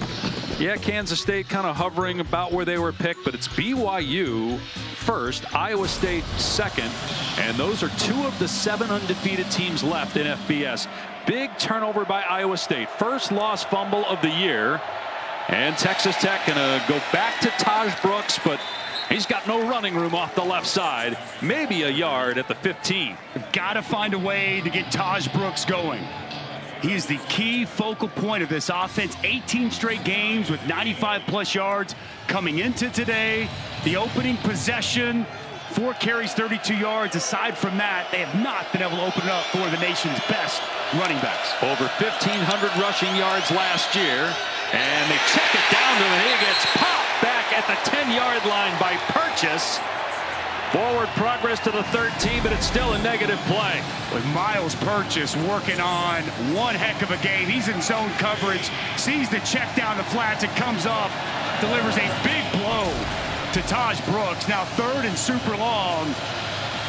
And this Iowa fan base creating some noise.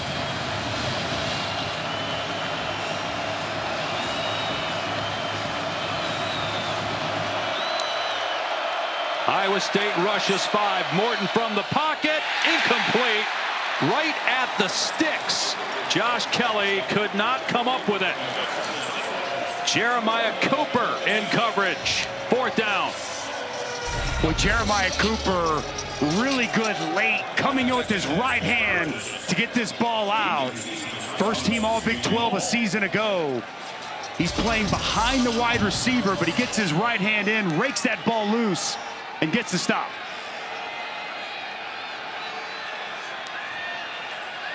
So Texas Tech unable to move the ball after the takeaway, and now a short punt. Fair catch made at the 46-yard line by Knoll. So just a 32-yard punt. 15-6. How about that game? Ohio State finding a way to win there at Happy Valley today. Huge win for Ryan Day against the number 3 team in the country. And you touched on it, man. Shocker going on in Jacksonville at halftime. What a win that would be for Billy Napier and Florida. And you would talk about putting Georgia's playoff hopes on the rocks. Fascinating. Iowa State running the ball on 1st down. Big hole between the tackles as Hansen is all the way to the 32 for a gain of 14. with Carson Hansen. They do an excellent job here getting down, going to pull back around, and a big hole opens up off the left side. That big 63 in the backfield. They keep Klotz in at fullback, run behind him, and Hansen is knocked down by Rodriguez at the line of scrimmage. We were showing you those rankings. A reminder that we will have the first college football playoff rankings in this new era of the 12-team playoff on Tuesday night. Can't wait for that. There's going to be a lot of discussion, a lot of debate. And I think it's going to be interesting to see what this committee values in the initial rankings. We've obviously seen committees and rankings before, but a 12-team format, a lot of people are going to be paying attention on Tuesday. Beck's pass incomplete, bring up third down. It used to be the best four, right? Yes. Not the most deserving, the best four. And now it's not necessarily the best 12 because you have to have your 5 highest ranked conference champions in there somewhere. The top 4 highest ranked conference champions get a bye. Then your 5th highest ranked conference champion is an automatic qualifier. Then 7 at-larges.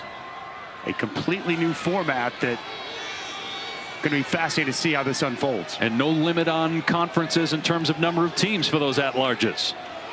On 3rd and 10. Beck again in trouble, and down he goes back at the 38. They might be out of field goal range as Jacob Rodriguez with the takedown. Well, Jacob Rodriguez has been all over the field here today. Comes up with another key play. See him come up as a blitzer. He's going to come here, going to work over the top. Defensive tackle. Really good job just continuing effort to the football. And they're going to knock him out of field goal range. That's an excellent, excellent stop by the Texas Tech defense. You think this is the right move to punt? Their kicker's made a 54-yarder. It would have been about a 55-yard attempt here. I mean, clearly he doesn't feel confident in this, so the way your defense has been playing, Dave, pin them back and put them on the field. And Gilbert does exactly that, hanging it in the air, down by Knoll, back at the 2-yard line.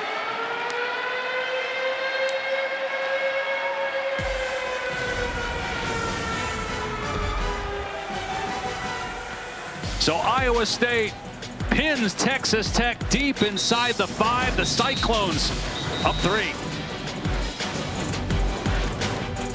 Delivered by Papa John's. Boy, Texas Tech scored on its first possession, but since the first quarter, got 25 yards. And Baron Morton is 2 of 11. He's thrown as many completions to the other team. 2 picks, and now they're backed up. It's raining here in Ames, and they're going to run Brooks, trying to give him some room. And Brooks close to a first down. Let's check it with Taylor. Offensive line coach for Texas Tech, Clay McGuire, fired up on the sideline, yelling at his group. Do you not understand? We literally just talked about all of this in the locker room, so trying to iron some things out on the offensive line. And much better job by that group up front on these 2 plays. Getting the first down is Brooks. Well, that initial run, the most productive carry we've seen for Taj Brooks since the opening possession of this ball game. Nice job for him, able to get to the perimeter. Then you see the patience and the burst for the first down. Morton pulls it back. His pass is incomplete. Josh Kelly unable to come up with it. He's thrown at his left shoulder and couldn't bring it in. And he just loses footing as he's going through his route. As this pass is delivered, he just slips and falls down. Footing has been very difficult for these guys to figure out throughout the course of this game. That cost them a big completion over the middle. Just 5 catches on 12 targets for Kelly, one of the leading receivers in the country.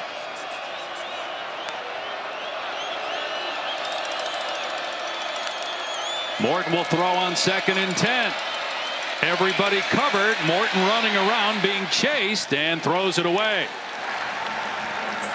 Back to Taylor. I did ask Joey McGuire about everybody slipping around here on the field, asked him if there was anything they could do about it, and he said that is just part of playing here in Ames, Iowa. He said both teams have to deal with it, so we just have to be aware, but it's part of the game. How much is it raining down there right now, Taylor? It's drizzling. That's what I would say, Dave. Okay. 3rd down and 10 from the 14 of Tech. There's no doubt both teams have to deal with it, but it's been a factor in this ball game, the poor footing for both sides.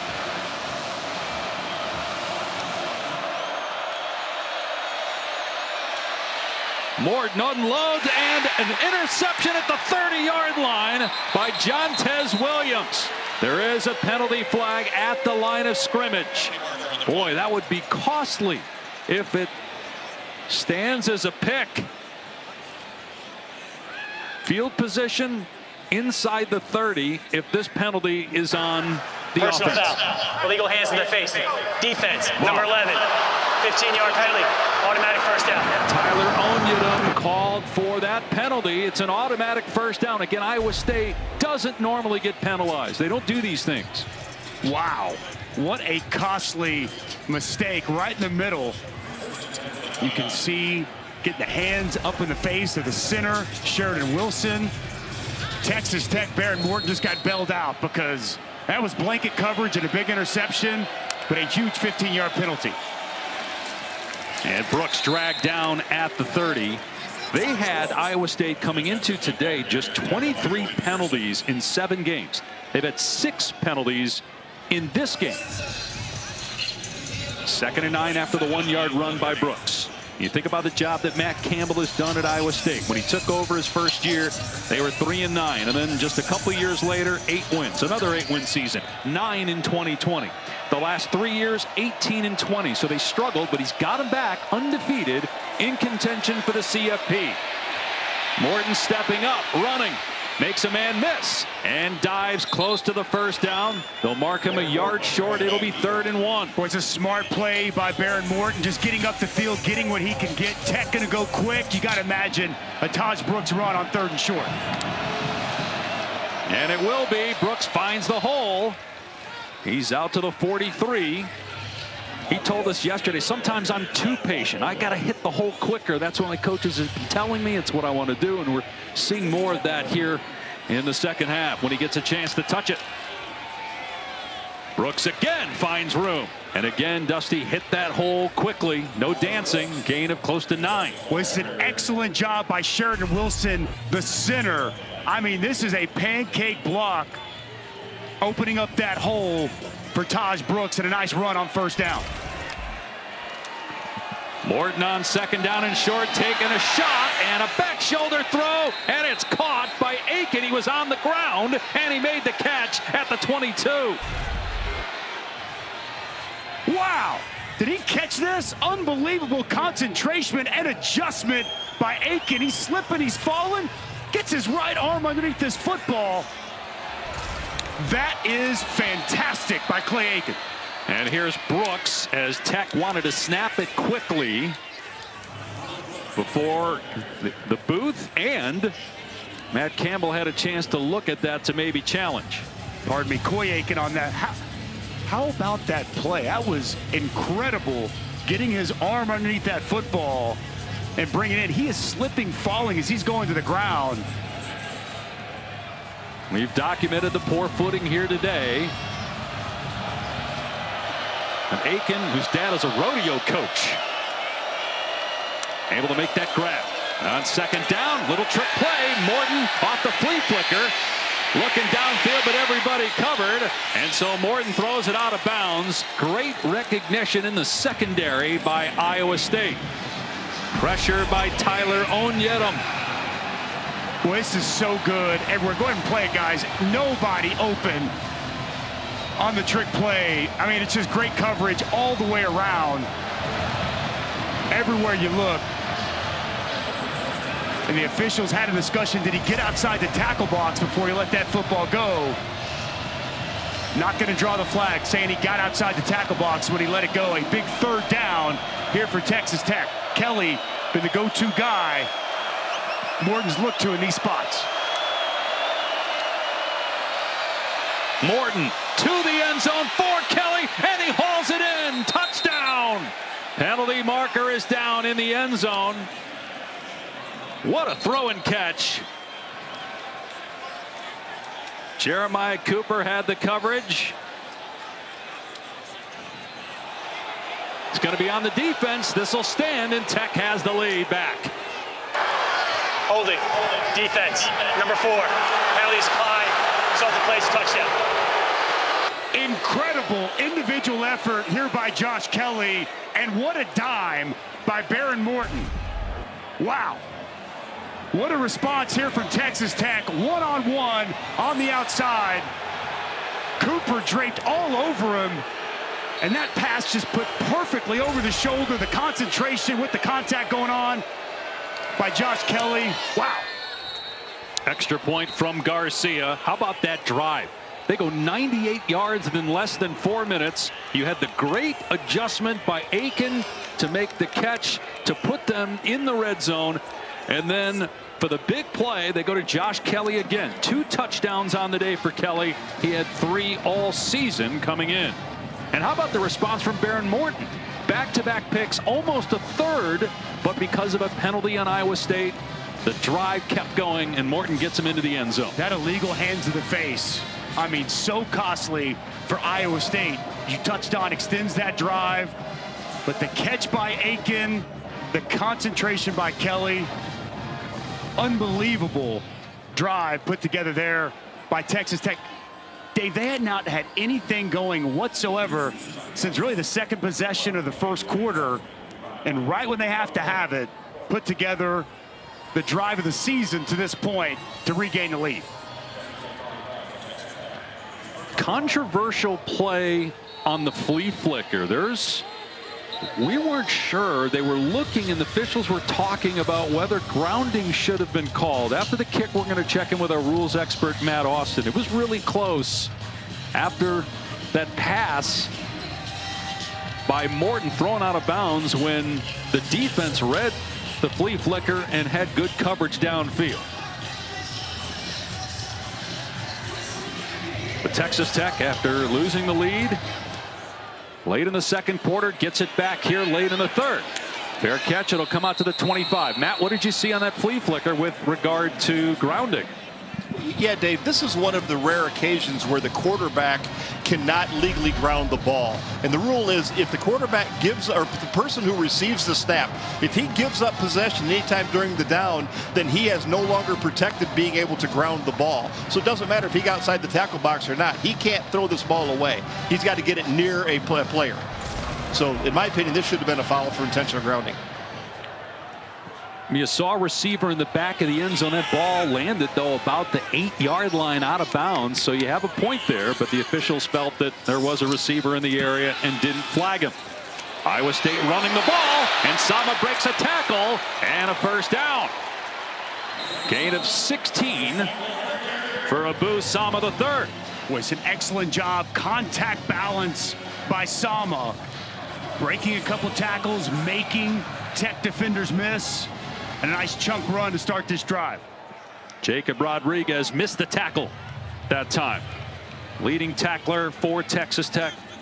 Normally makes that play.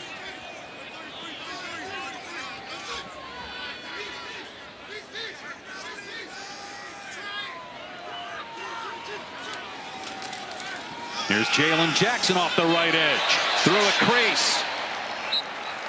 Twirl to the turf at the 48 by Horn. A nice job, the right side of the offensive line, and a key block by Gabe Burkle, the tight end. Getting some good movement here on these first 2 runs. See that speed by Jalen Jackson, the more undersized of this trio of running backs for Iowa State, but he's sudden, and boy, can accelerate through the hole. This is his 3rd school. Was it Lamar, Eastern Michigan, and now Iowa State? Out of an empty set, Becht throwing, and not on the same page that time with Jaden Higgins, who got tangled up with Braylon Lux coming out of his break. 3rd and 3. Try to double move him, will stutter go, and Lux stays in good position. That ball just overthrown from Rocco Becht. What do you think here, 3rd and 3? We've seen the quarterback run game some in this situation. 4-down territory. They went for it on 4th down near midfield. Yeah, Carson Hansen in the football game. He's their more bigger, physical running back. Multiple tight ends on this side. I feel like they may run the football here. And Iowa State has to burn another timeout. That's actually the 2nd charge timeout. They had to burn one a minute in to the 3rd quarter, and now here at the end of the 3rd, That leaves Matt Campbell with just one. Now you do get the 2-minute timeout in the fourth quarter. This season, Allstate will celebrate every field goal and extra point made by participating universities by making a donation to the university's General Scholarship Fund. Thank you, Allstate. The rain's starting to come down now, Dave. We've already seen the surface be very slick. Now it's going to be wet. Who can deal with the elements the best as we close out this third quarter and start to inch closer to the fourth quarter? Going to be a massive factor in this game. Now personnel grouping totally changes. You got your tight ends outside, not in the core.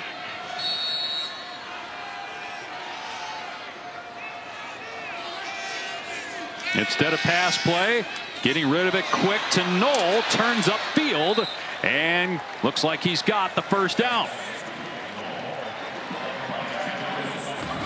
And they did exactly that. Their tight ends, they're to the field, right out in front for Knoll. Wide receiver screen, follow those big tight ends, and a big conversion.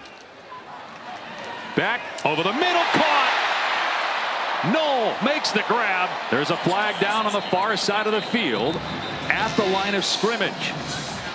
1 second to go here in the quarter. 22-yard gain unless it's against the offense, and the offense is backing up. An eligible receiver downfield. Number 54, the offense. 5-yard penalty. First down. Second time we've seen that on the center in the second half. I know no one likes this here, but he's going to work up. It's the right call.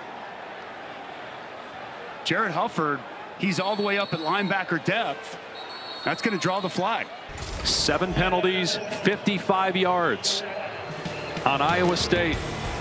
And that's the end of the third quarter. Now let's take a quick timeout with DoorDash. Campbell's Iowa State Cyclones trail as we start the fourth. Our sideline report presented by Chili's with Taylor. Coach, down 4. How do you win this game? Well, we got to execute. You know, our guys have done some really good things, but our lack of execution's put us behind the 8 ball right now. So we got to do a great job here in the fourth quarter executing. Thank you. Dave? On 1st and 15, they run Sama, and he is able to bust it to the outside, bouncing off a defender at the 43-yard line. Missed tackle by Ben Roberts, and Sama took it to the outside for 10. They're going to bring pressure. You're going to see Roberts come over the top, and powerful running from Sama, running through that tackle. Abu Sama really coming up clutch, breaking tackles, making some nice runs. 2nd and 4. Becht hit as he throws, deep ball, single coverage, and incomplete for a flag. Brendan Jordan defending Jalen Knoll downfield.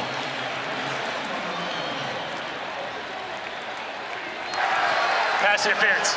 Defense. Number 7. 15-yard penalty, automatic first down. Brendan Jordan running stride for stride. Puts his hands up as if he's innocent and did nothing wrong. At right hand, you see the contact down the field. Works his body into the wide receiver. Draws the flag. Yeah, cut off the receiver trying to get to the ball. Right in his path. Now we got an official timeout.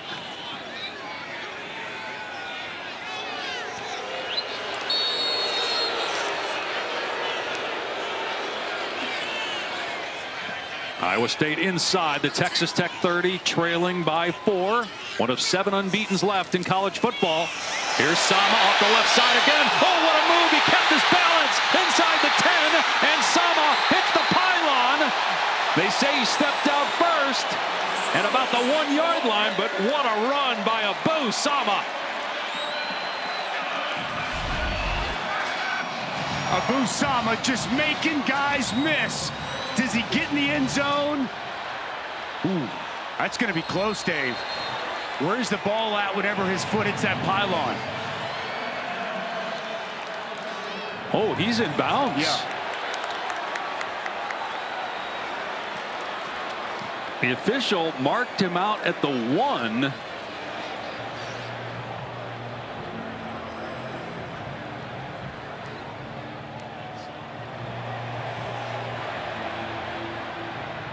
Let's bring in Matt Austin on this. Matt, he kicks the pylon. Do you get goal line extended in that situation? And therefore the ball is across, or is he out of bounds? Well, you do get when he kicks the pylon, the play is dead at that point. And as Dusty said, you got to know where the ball is when he kicks it. If the ball has not crossed the goal line yet, when he kicks it, then it's going to be short. If it's already broken outside the pylon when he kicks it, it's a touchdown. And did you think that it crossed the pylon, or excuse me, crossed that imaginary plane, goal line extended, before he kicked the pylon? It looks from one of the views I've seen that he kicked it with the ball just short, but without a shot right down the goal line, it's almost impossible to tell. But my guess right now is that it's short, but I'm not sure they have indisputable evidence. Yeah, I totally agree, Matt. I mean, it's going to be very difficult. It almost feels like that ball would be moved up just a little bit maybe, but to say it crossed the goal line, I don't think that there's clear, conclusive evidence that he was able to cross.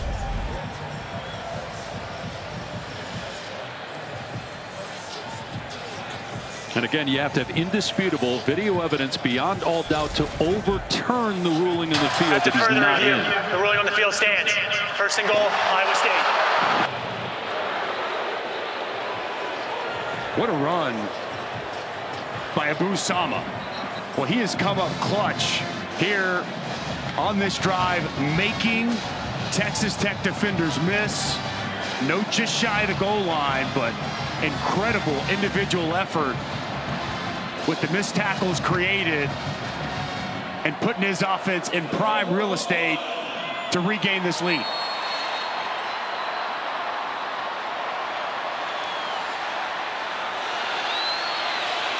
And the ball's on the ground on the exchange. Penalty flag is down as well. Looked like Becht recovered it. Let's see what the flag is about.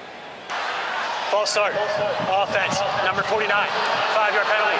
First down. It's on Steve Klotz, lined up as a tight end, so that's a pre-snap foul. Another Iowa State penalty. That's been the issue today. So un-Iowa State-like throughout the course of the season. On the left side of your screen, just moves before the ball. So it's first and goal back at the 6 now. With heavy personnel in right now, Dave. He had 4 tight ends in the ballgame, including Klotz lined up as a fullback. And Hansen driven back. Big hit in the hole. It was Dingle who laid the lumber. It'll be second and goal. Jacob Rodriguez downhill. Dingle finishing it off. We stay in big personnel. They do bring in Jaden Higgins. We line up outside. Jaden Higgins to the field. Hansen again. And down to about the 3-yard line. It'll be third and goal from there.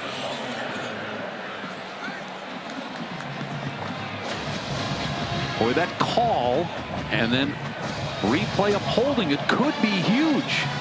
The fact that he did not get into the end zone with it being third down and goal now from the 3. Going to bring in an extra offensive lineman. They're going heavy personnel.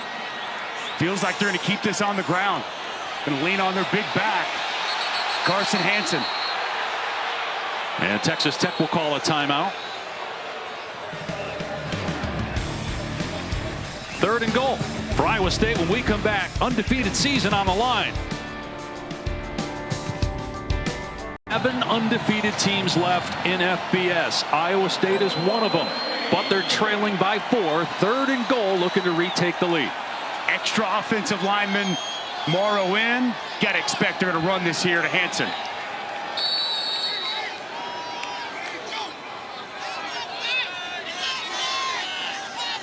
Becht on the rollout, looking, throwing, almost intercepted at the 1, incomplete.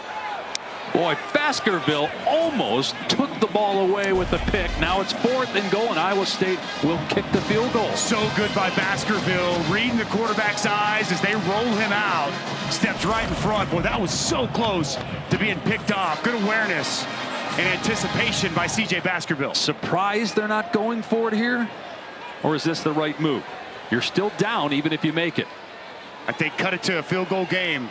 I think Matt Campbell, he's just going to say, let's cut this to a field goal game and move forward.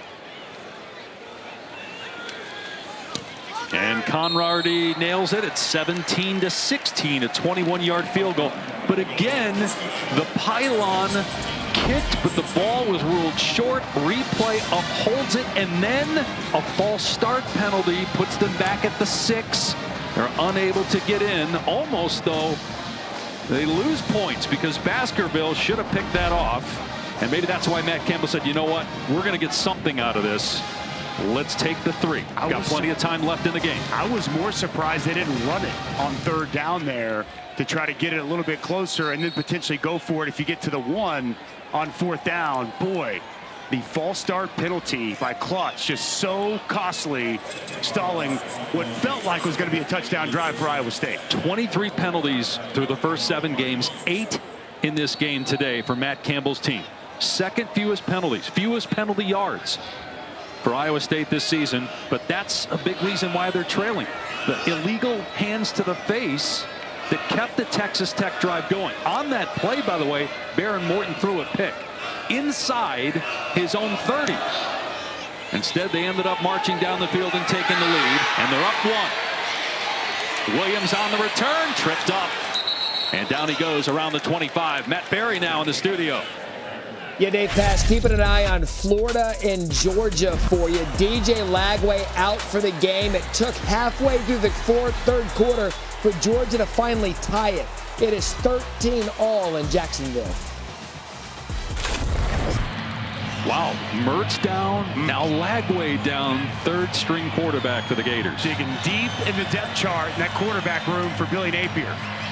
But tied with the Bulldogs. Here, we've got a 1-point game. 12-18 to go. Texas Tech back on offense.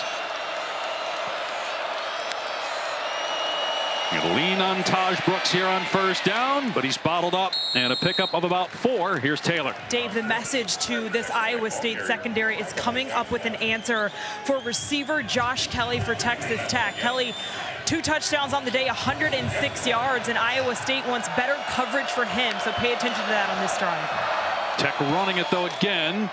Brooks bouncing around and then turning it straight ahead. Short of the line to gain. 3rd and 1 coming up. Well, he's just so patient. And then you see that size. So tough to get down. Keeps the legs moving. And inches close to that 1st down. Be surprised if we don't see Taj Brooks the 3rd straight time. Instead, Morton keeps it and dives for a 1st down. Remember, Morton missed the 2nd half of last week's game with a left shoulder injury.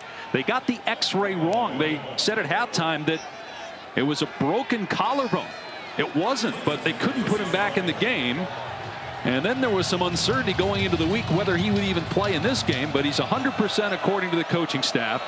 And he's played very well in the 2nd half, other than that interception, which was overturned because of the penalty. Not much there for Brooks, maybe 2. Boy, nice job by Bo Freeler playing that middle safety. And this Iowa State defense comes downhill immediately and meets Taj Brooks right at the line of scrimmage. He's going to come out of your screen, and almost at the snap, he's going to fly downhill and make this play.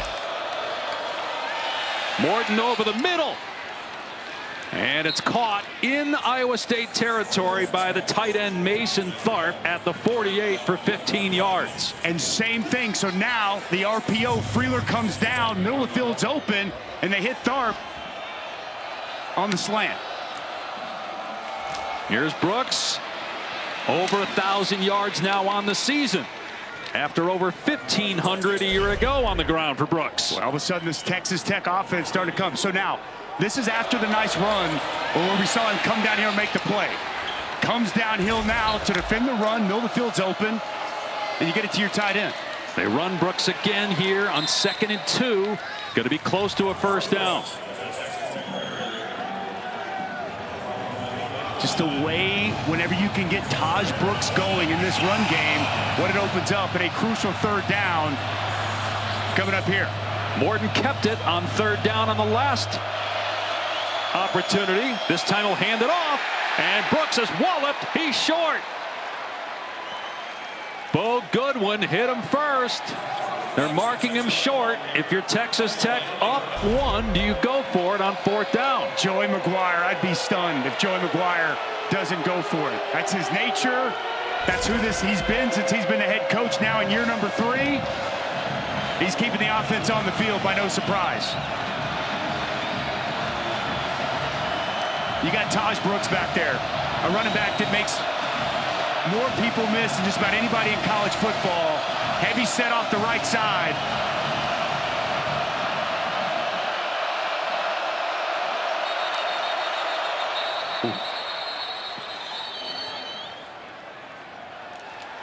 And they had Conyers lined up at quarterback. That was not Baron Morton. Jalen Conyers, who's a tight end. And it's a delay of game. You had Jalen Conyers, a tight end, who has a passing touchdown and a rushing touchdown this year, lined up at quarterback. Well, now it's 4th and 6. You got to punt, right? You punt the football. There's no question. And you can. Well, that is a costly penalty. Keeping the offense on the field here. Well, this is pretty shocking to me, Dave. I don't like this call here by Joey McGuire. I'm with you. I don't know why you do this with a 1-point lead. Your defense has been pretty good. Punt it. Your punter can pin him deep here. Here's Josh Kelly. But they're rolling with Baron Morton. They're trusting their quarterback on 4th and 6. He's in trouble. Steps up. Steps away from the defender. Keeps the play alive. Lobs it downfield. Incomplete. Too high for Kelly. And Iowa State takes over on downs near midfield. Boy, Baron Morton buys himself time. Allows Josh Kelly to come open. And the pass just outside of his reach. Boy, a crucial decision by Joey McGuire, and a massive stop for Iowa State. They get the ball back, trying to take the lead when we come back. Let's take a look back at the last sequence. 4th and 1. They don't get the playoff. They put Jalen Conyers in at quarterback, delay a game. Instead of punting the football, you compound one problem and make it worse. You go for it on 4th and 6. Morton does his best to buy time. Can't locate Josh Kelly. Now you give Iowa State the football in prime real estate. All about being aggressive, but if Joey McGuire, I think if he could go back and do that over again, he'd punt the football and try to pin Iowa State back deep. Especially with the way the defense is played, and the rain has been pretty steady now. But he went with his quarterback. It did not pay off, and Iowa State comes back with a first down catch by Knoll to the 42-yard line of Texas Tech.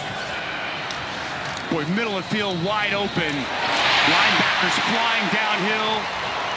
And a strike to Jalen Knoll. Chapman Lewis shaken up in the secondary for Texas Tech. I think all that's on the line for Iowa State. They've never been 8-0.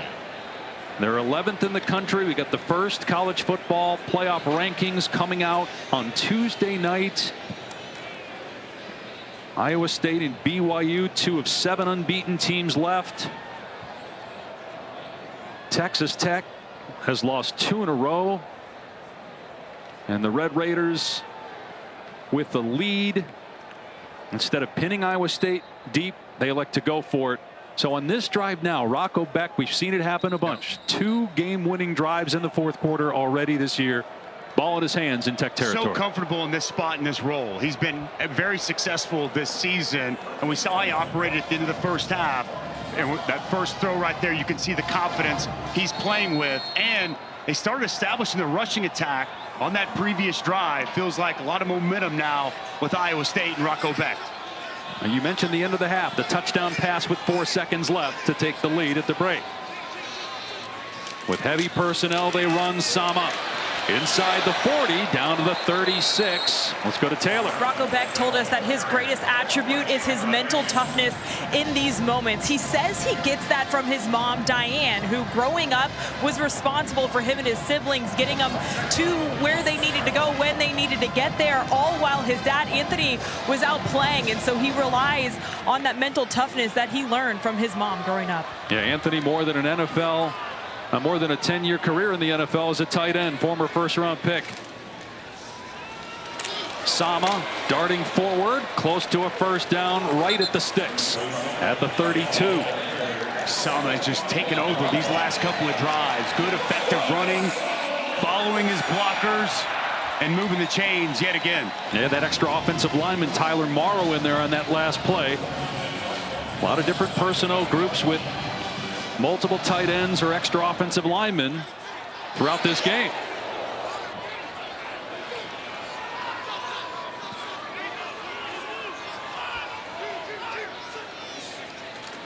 Keep it on the ground. Hansen knocked down after a 1-yard pickup. Ben Roberts with another big hit.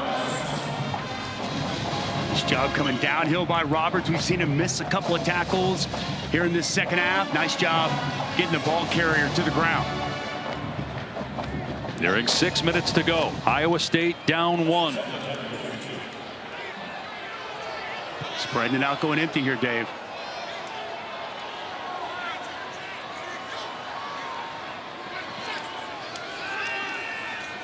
Back, throws it over the middle, almost picked off and then almost caught by Higgins.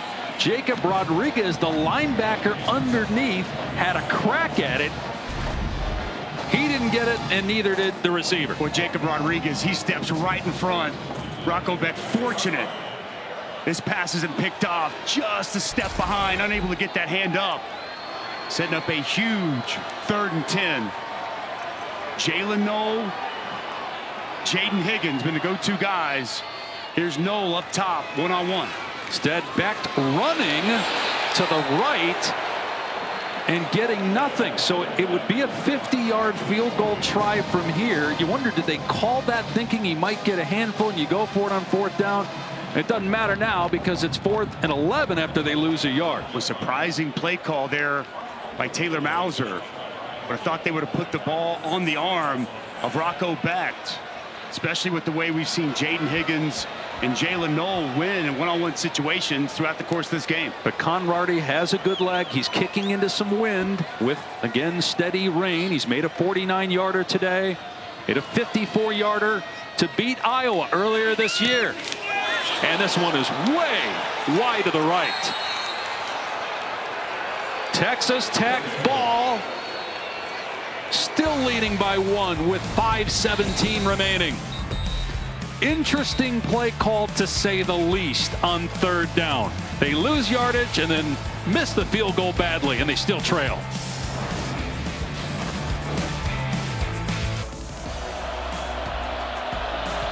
After the missed field goal by Iowa State, Texas Tech takes over, and it's 33 with a 1-point lead. Brooks hit in the backfield, is able to get back to the line of scrimmage. Bouncing off of a defender, Malik Verdon, 2nd down and long. With Miles Purchase on a corner blitz, we see John Haycock continue to be aggressive, makes that initial contact. Morton, ball deflected and incomplete. Tipped at the line. It's 3rd and 10. Looked like that was Cooper Ebel coming out of blitz, gets his hand up, deflects that pass. And quickly, already at 3rd down. Massive substitution here for Iowa State. Going to change personnel. Get their best pass rushing group in there up front.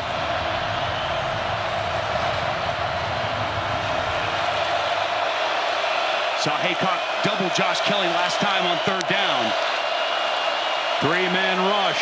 Morton moving out of the pocket, being chased, and throws it away, incomplete. So a quick 3-and-out by Texas Tech. Iowa State will get the ball back. Down 1, plenty of time left. Well, Miles Purchase just man-to-man. Going to be stuck on Josh Kelly the whole way, and a safety cheating over the top. And that's clearly where Bear Morton was looking the entire way. What a game Miles Purchase has played here. Coverage, coming in as a blitzer. Big-time effort by the senior corner. They're going to set up the return here. Burgess with a line drive. Knoll under it at the 24. In trouble, gets away from one man, turns it upfield, and then steps out of play around the 35. A return of about 10 yards. Well, Tuesday we had the exclusive reveal of the first college football playoff rankings. Reese and the guys breaking them down from top to bottom. Live reactions from coaches and the committee chairman, Ward Manuel, 7 Eastern on ESPN and the app. A brand new college football playoff 12-team all-state playoff predictor has Iowa State with a 50% chance if it wins. With a loss, just a 21% chance of getting in. Even with the loss, still very much alive in the Big 12 championship race, that race to Arlington, but clearly you like your chance of getting there much better if you're able to get a win. A lot riding on this game. Right, if you win your conference, you get an automatic bid to the new 12-team playoff. Iowa State on a high snap. Beck gets it down and hands it off. Sama breaking tackles and did well to actually get about a yard when he probably should have lost 3 or 4. Jacob Rodriguez with that initial contact. Abu Sama has been so tough to tackle in that initial defender, but the penetration created allowed the Texas Tech defenders to get there for a minimal gain. Keep in mind, Iowa State will get the benefit of the 2-minute timeout, but just 1 timeout of its own because it had to burn 2 already in this second half. Sama leaves the backfield. Beck to throw on second down. It's caught for a first down by Higgins inside the 45 of Texas Tech.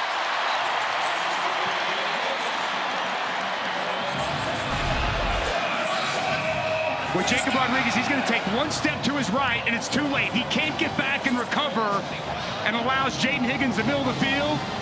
What a perfectly thrown ball by Rocco Becht. He has thrived in these situations throughout this season, Rocco Becht, and he's found Higgins 9 times today, including a touchdown at the end of the first half. Engineered a game-winning drive Becht did against UCF 2 weeks ago.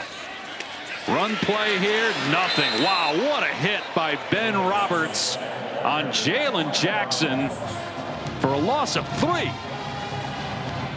Jacob Rodriguez first coming downhill, and Ben Roberts cleaning it up. Very good penetration by both Tech linebackers. Keep also in mind, Kyle Conrady, the kicker, just missed a 51-yarder. Missed badly wide to the right. He has made a 54-yarder on the season. Got to get a little bit closer. And went backwards on their first snap. Off play action. Beck flushed out of the pocket, being chased. Got rid of the ball at the last second, incomplete, while it was being dragged down by Dyson and Esters. Well, this is great effort. Harvey Dyson comes all the way across to flush Rocco Becht. Good coverage down the field. 3rd and super long. And as you sit here, you don't have to get the entire first down. Just cut it in half. You can make it 4th and manageable. You don't have to get all the 13 yards. Well, on the last possession, that was their thinking too, and they ran Rocco Becht, and he lost a yard, and then they had to try a field goal.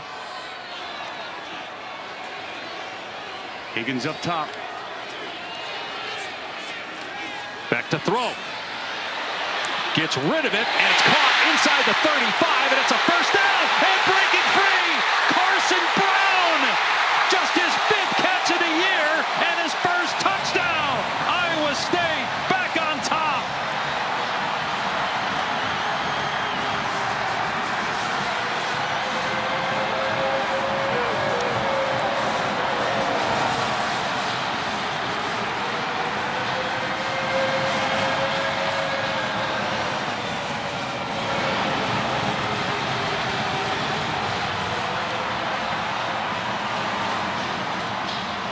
And Iowa State will go for 2. Carson Brown, first catch of the day, first target of the day. Gives Iowa State the lead.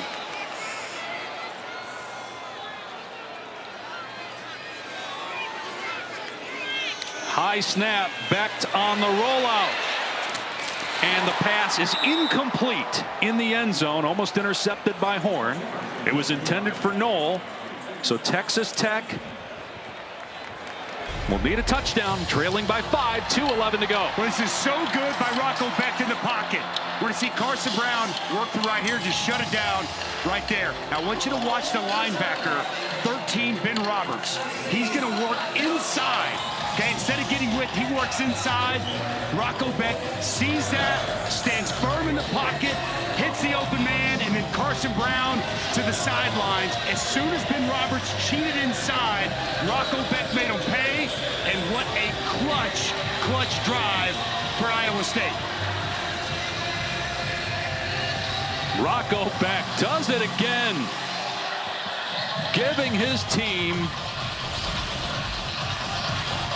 the go-ahead score in the fourth quarter for the 3rd time this year. But a lot of time for Behren Morton and the Texas Tech offense. 2:11 to go.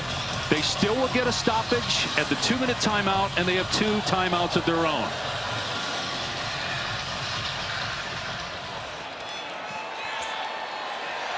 And they squib it. And out to about the 30-yard line is Jordan Brown. Boy, that was interesting. Instead of kicking it deep, and Tech will take over at its 30. In the last game that Iowa State played UCF 2 weeks ago, Rocco Becht with his feet, Rocco Becht with his arm, and then doing it himself on the goal line, punching it in. Also a 2-point conversion to get a 3-point win and keep this undefeated season going. Iowa State trying to go to 8-0 for the first time ever. One of 7 undefeated teams left in the country. A 5-point lead with 2:06 to go. And a flag comes down. Movement by Texas Tech. Full start. Offense. Number 75. 5-yard penalty. First down. Just can't happen. Ty Buchanan, the left tackle, moves early. Behren Morton trying to check the play. And now Texas Tech shoots themselves in the foot again. They have to go 76 yards. They're going to run it on first down. A lot of room for Brooks. And he's got a first down out to the 40-yard line. That'll take us to the 2-minute timeout.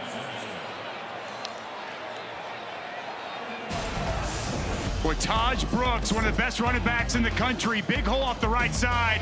And how about the hurdle as we hit the 2-minute timeout?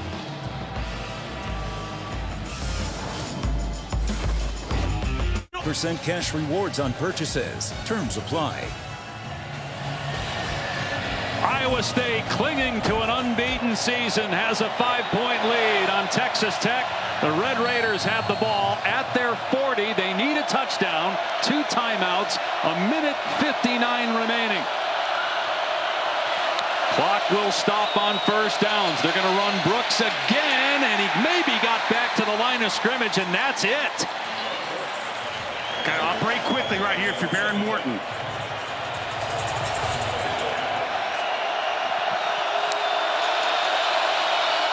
Morton to the air and taking a shot. Got a man. Overthrew Josh Kelly, who had a step on the DB, Jeremiah Cooper. Oh, this is a missed opportunity by Behren Morton. It's a double move on Jeremiah Cooper, and Josh Kelly's wide open. And he just missed him, overthrows him. He's got Cooper turned around, nothing but green grass in front, unable to connect on the double move deep shot. And it's raining the hardest it has all day for 3rd and 10.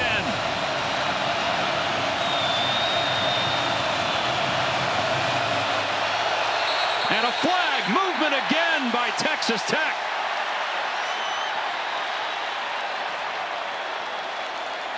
Red Raiders falling False start. apart on this drive. Offense, number 76. 5-yard penalty. Third down.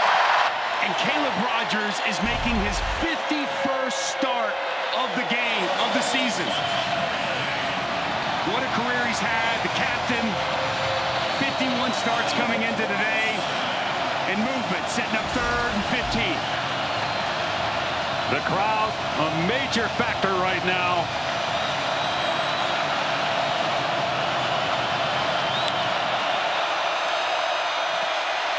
Morton from the pocket, steps up, takes off, heading for the sideline, got out of bounds after a gain of about 8. It'll be 4th down and around 7. With 1:29 to go. A smart by Barry Morton. There was nothing down the field. Instead of forcing it, chopped that 15 yards in half instead of 4th and management. One thing we've seen a lot of, Josh Kelly's been the go-to guy, but it's been Miles Purchase who's taken on the challenge to lock him up in man-to-man coverage. I would be surprised if you don't see 5 on 3, and that's exactly what we have.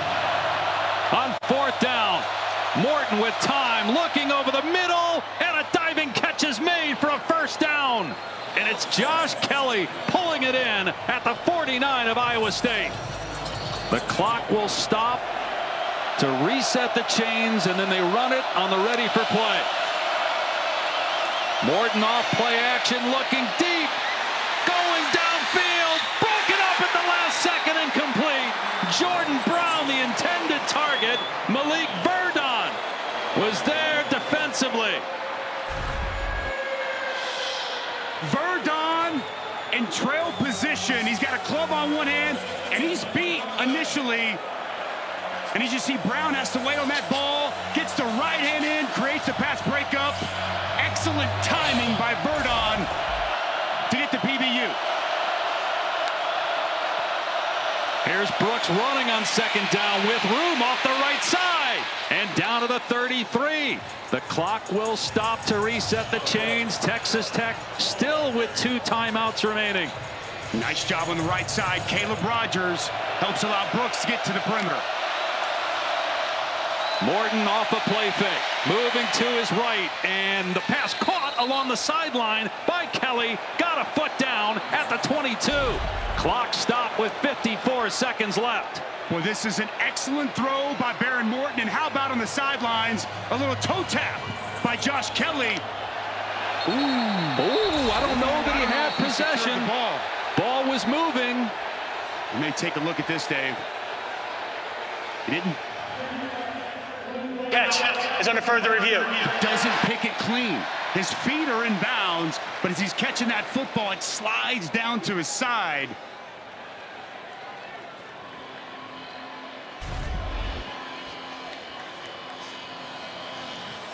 Great throw by Baron Morton. Get a look at it here on the sidelines. Feet are in, but where does he possess the football? Tough to tell from that angle. Remember, ruling on the field is a catch.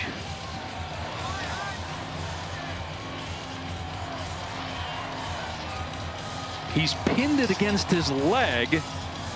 Let's bring in Matt Austin. Matt, do you see enough here, because it has to be indisputable video evidence beyond all doubt, to overturn the ruling on the field of a catch?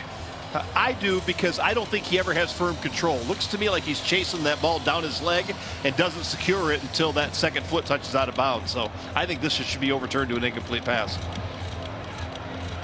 Ball comes down. It's so close, Dave, because, you know, as Matt says there, when does he have firm control? Because he pins it on the leg, but does he pin it before that foot touches out? It's about as close as it gets. If it's overturned, it would be 2nd down with the ball back After at further the 33. review, the ruling on the field stands. Wow. 1st down. Ruling on the field stands, so not enough video evidence to overturn it. 1st down at the 22 with 54 seconds left, down 5. And the ball slid, but whenever he pinned it to the leg, it was happening almost simultaneously to whenever his foot hit out of bounds. Wow. And now, if you're Texas Tech, you can do anything. You got plenty of time. You got 2 timeouts. Taj Brooks is over 100 yards. He's starting to get going here in the 4th quarter. But Morton will throw pressure off the edge. College. Morton's pass caught on a comeback. Sliding to the ground is Douglas. A gain of about 8. The clock is running. Will McGuire use a timeout? They're going to get up. They're going to run a play quickly. Inside 40 seconds to go. Morton, play action, lobs it, and it is caught! Jordan Brown, they rule him down at the 1. He did not get in. The clock will stop to get ready for play, and then they'll run the clock right before the snap. And now we've got a stoppage.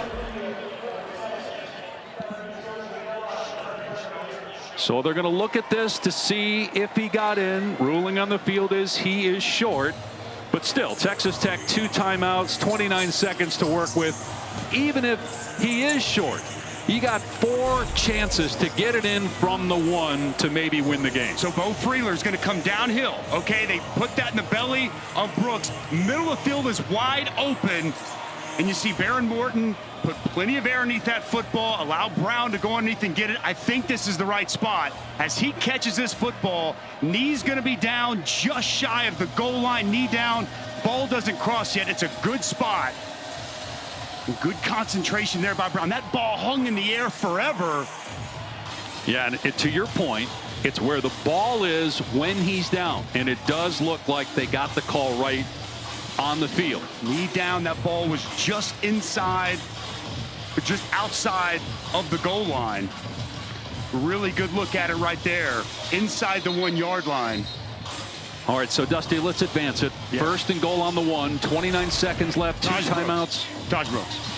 I mean, or quarterback sneak. I don't think you don't overthink this thing. You got 2 timeouts. You got, at least 3 opportunities at this from inside the 1 yard line. What a job by Baron Morton. Wow. And you think of all that's on the line for Iowa State. Unbeaten season, one of just 7 left After in further college review, football. the ruling on the field is confirmed. Runner was short of the goal line. It's going to be 1st and goal. Please set the game clock to 34 seconds. If 34 Iowa State seconds. were to The clock will lose, start on my signal. BYU would be alone atop the Big 12 standings. Iowa State is at Kansas next week, then Cincinnati at home, at Utah, home against Kansas State to finish the year. And now Matt Campbell relying on his defense to stop Texas Tech 4 times from inside the 1. Out of the gun. Conyers in there. Yeah, Conyers not Morton, and there's movement again. This is the 2nd time with Conyers on the field they've had movement. Why take Baron Morton away from the quarterback position and line him up wide? Why mess around there?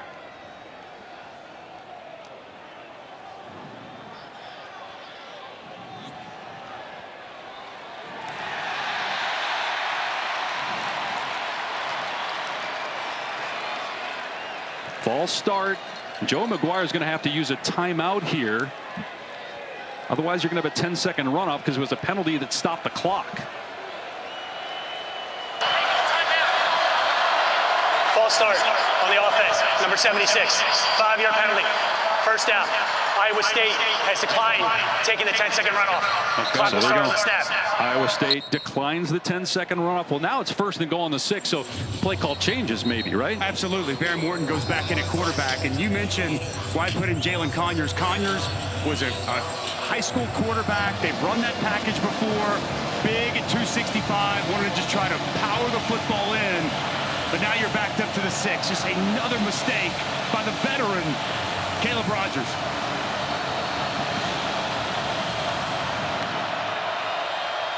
Morton to throw, lobs, end zone, knocked away by Verdon. Mason Tharp, the intended receiver, 2nd and goal, 24 seconds left. And again, 2 timeouts for the Red Raiders. Verdon in great position, not biting with it, staying with the big 6'9" tight end, gets the right hand up and knocks the ball away. A lot of contact.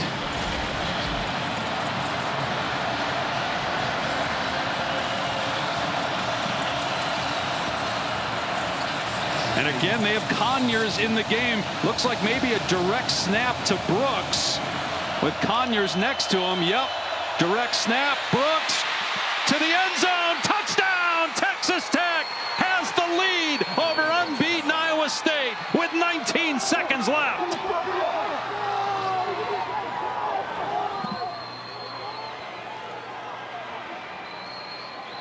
Now, what a play call by Zach Kittley. Quads to the field, uses Jalen Conyers as a lead blocker, the direct snap to Taj Brooks, capping off this drive, going for 2 here to make it a 3-point game.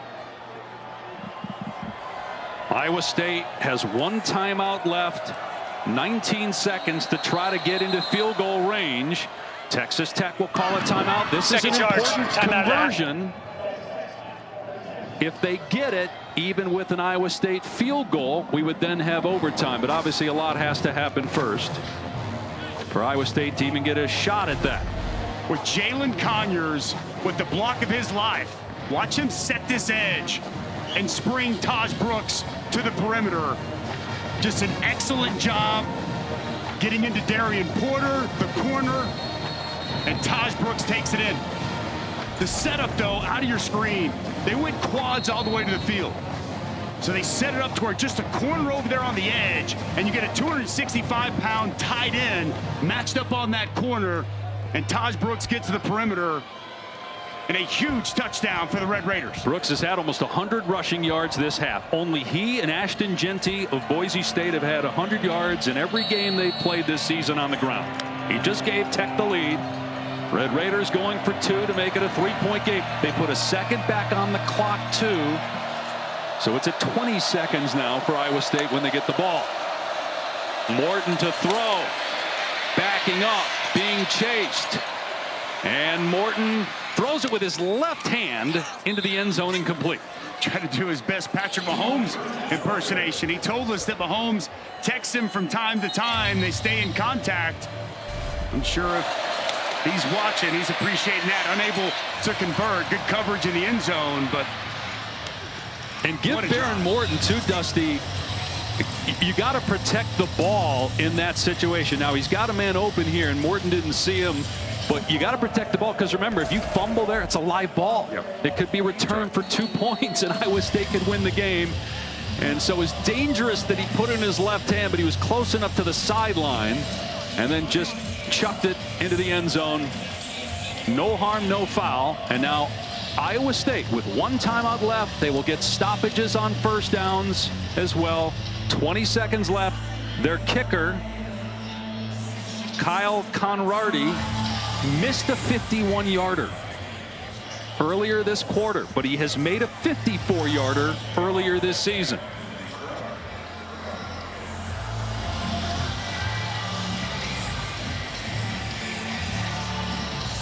If you're Burkhardt, the kicker, do you kick it in the field of play so the clock starts as soon as it's touched, or do you kick it deep? I think you try to kick it in the field of play. Allow your guys to go down and tackle inbounds, burn off as much of that clock as you possibly can. You also risk a return if you do that. And Burkhardt is kicking it deep, so it'll be a touchback.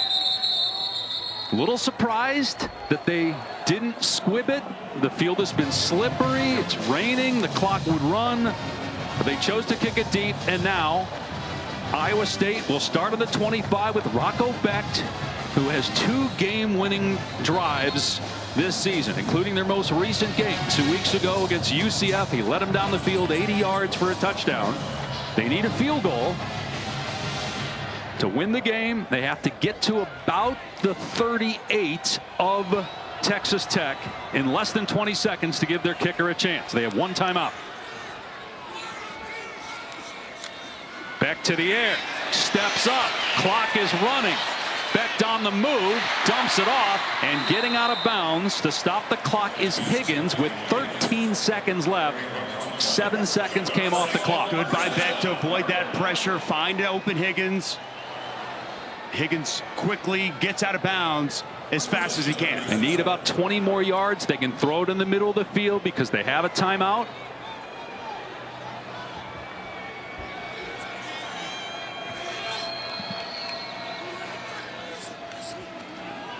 Becht from the pocket. And the ball is knocked away at the last second, incomplete. Horn on the sideline came over as Noel was the intended target. 8 seconds left. Was an excellent job by Horn. Zone coverage, works off his initial man and steps in front of this football. Well played by the sophomore corner. You probably have one more play. One play. And you need about 20 yards. Jaden Higgins got the size. Can go up and get the football. Over the middle, it's incomplete. Dropped by Moore. And now you got 4 seconds left. You're obviously in a situation where you either got to get something quick to the sideline or Hail Mary. And Texas Tech's going to send a bunch of guys downfield. And it looked like they were going to try to set up the hook and lateral. Underneath, you could see Higgins look like he might try to take a pitch, but misplayed, mishandled, and now nothing left but a prayer here for Iowa State to keep this undefeated season alive. We got a great night of college football coming up. It's been a great day so far. A&M South Carolina on ABC. Clemson Louisville right here on ESPN. Baylor TCU on ESPN2. Penn State fell from the ranks of the undefeated, losing to Ohio State earlier. And Iowa State 4 seconds away from its first loss of the year. Do you take a chance here, try to throw one to the sideline? You better be quick. I mean, that is very dangerous with 4 seconds left to play. No timeouts. I don't know, Dave. I'd be surprised. And even if you did that, you're probably not going to get enough yardage anyway. But they do throw it over the middle. Here's the pitch to Higgins. Throws it back. Knoll, and then his pass hits the ground. It goes through the legs of Becht, and it is out of bounds, and the game is over. Texas Tech pulls the upset in Ames. The Cyclones are unbeaten no more.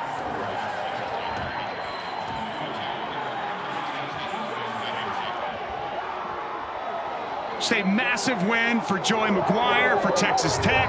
Haven't beaten a top 11 team since Oklahoma back in 2011. Get themselves back into this wild Big 12 race.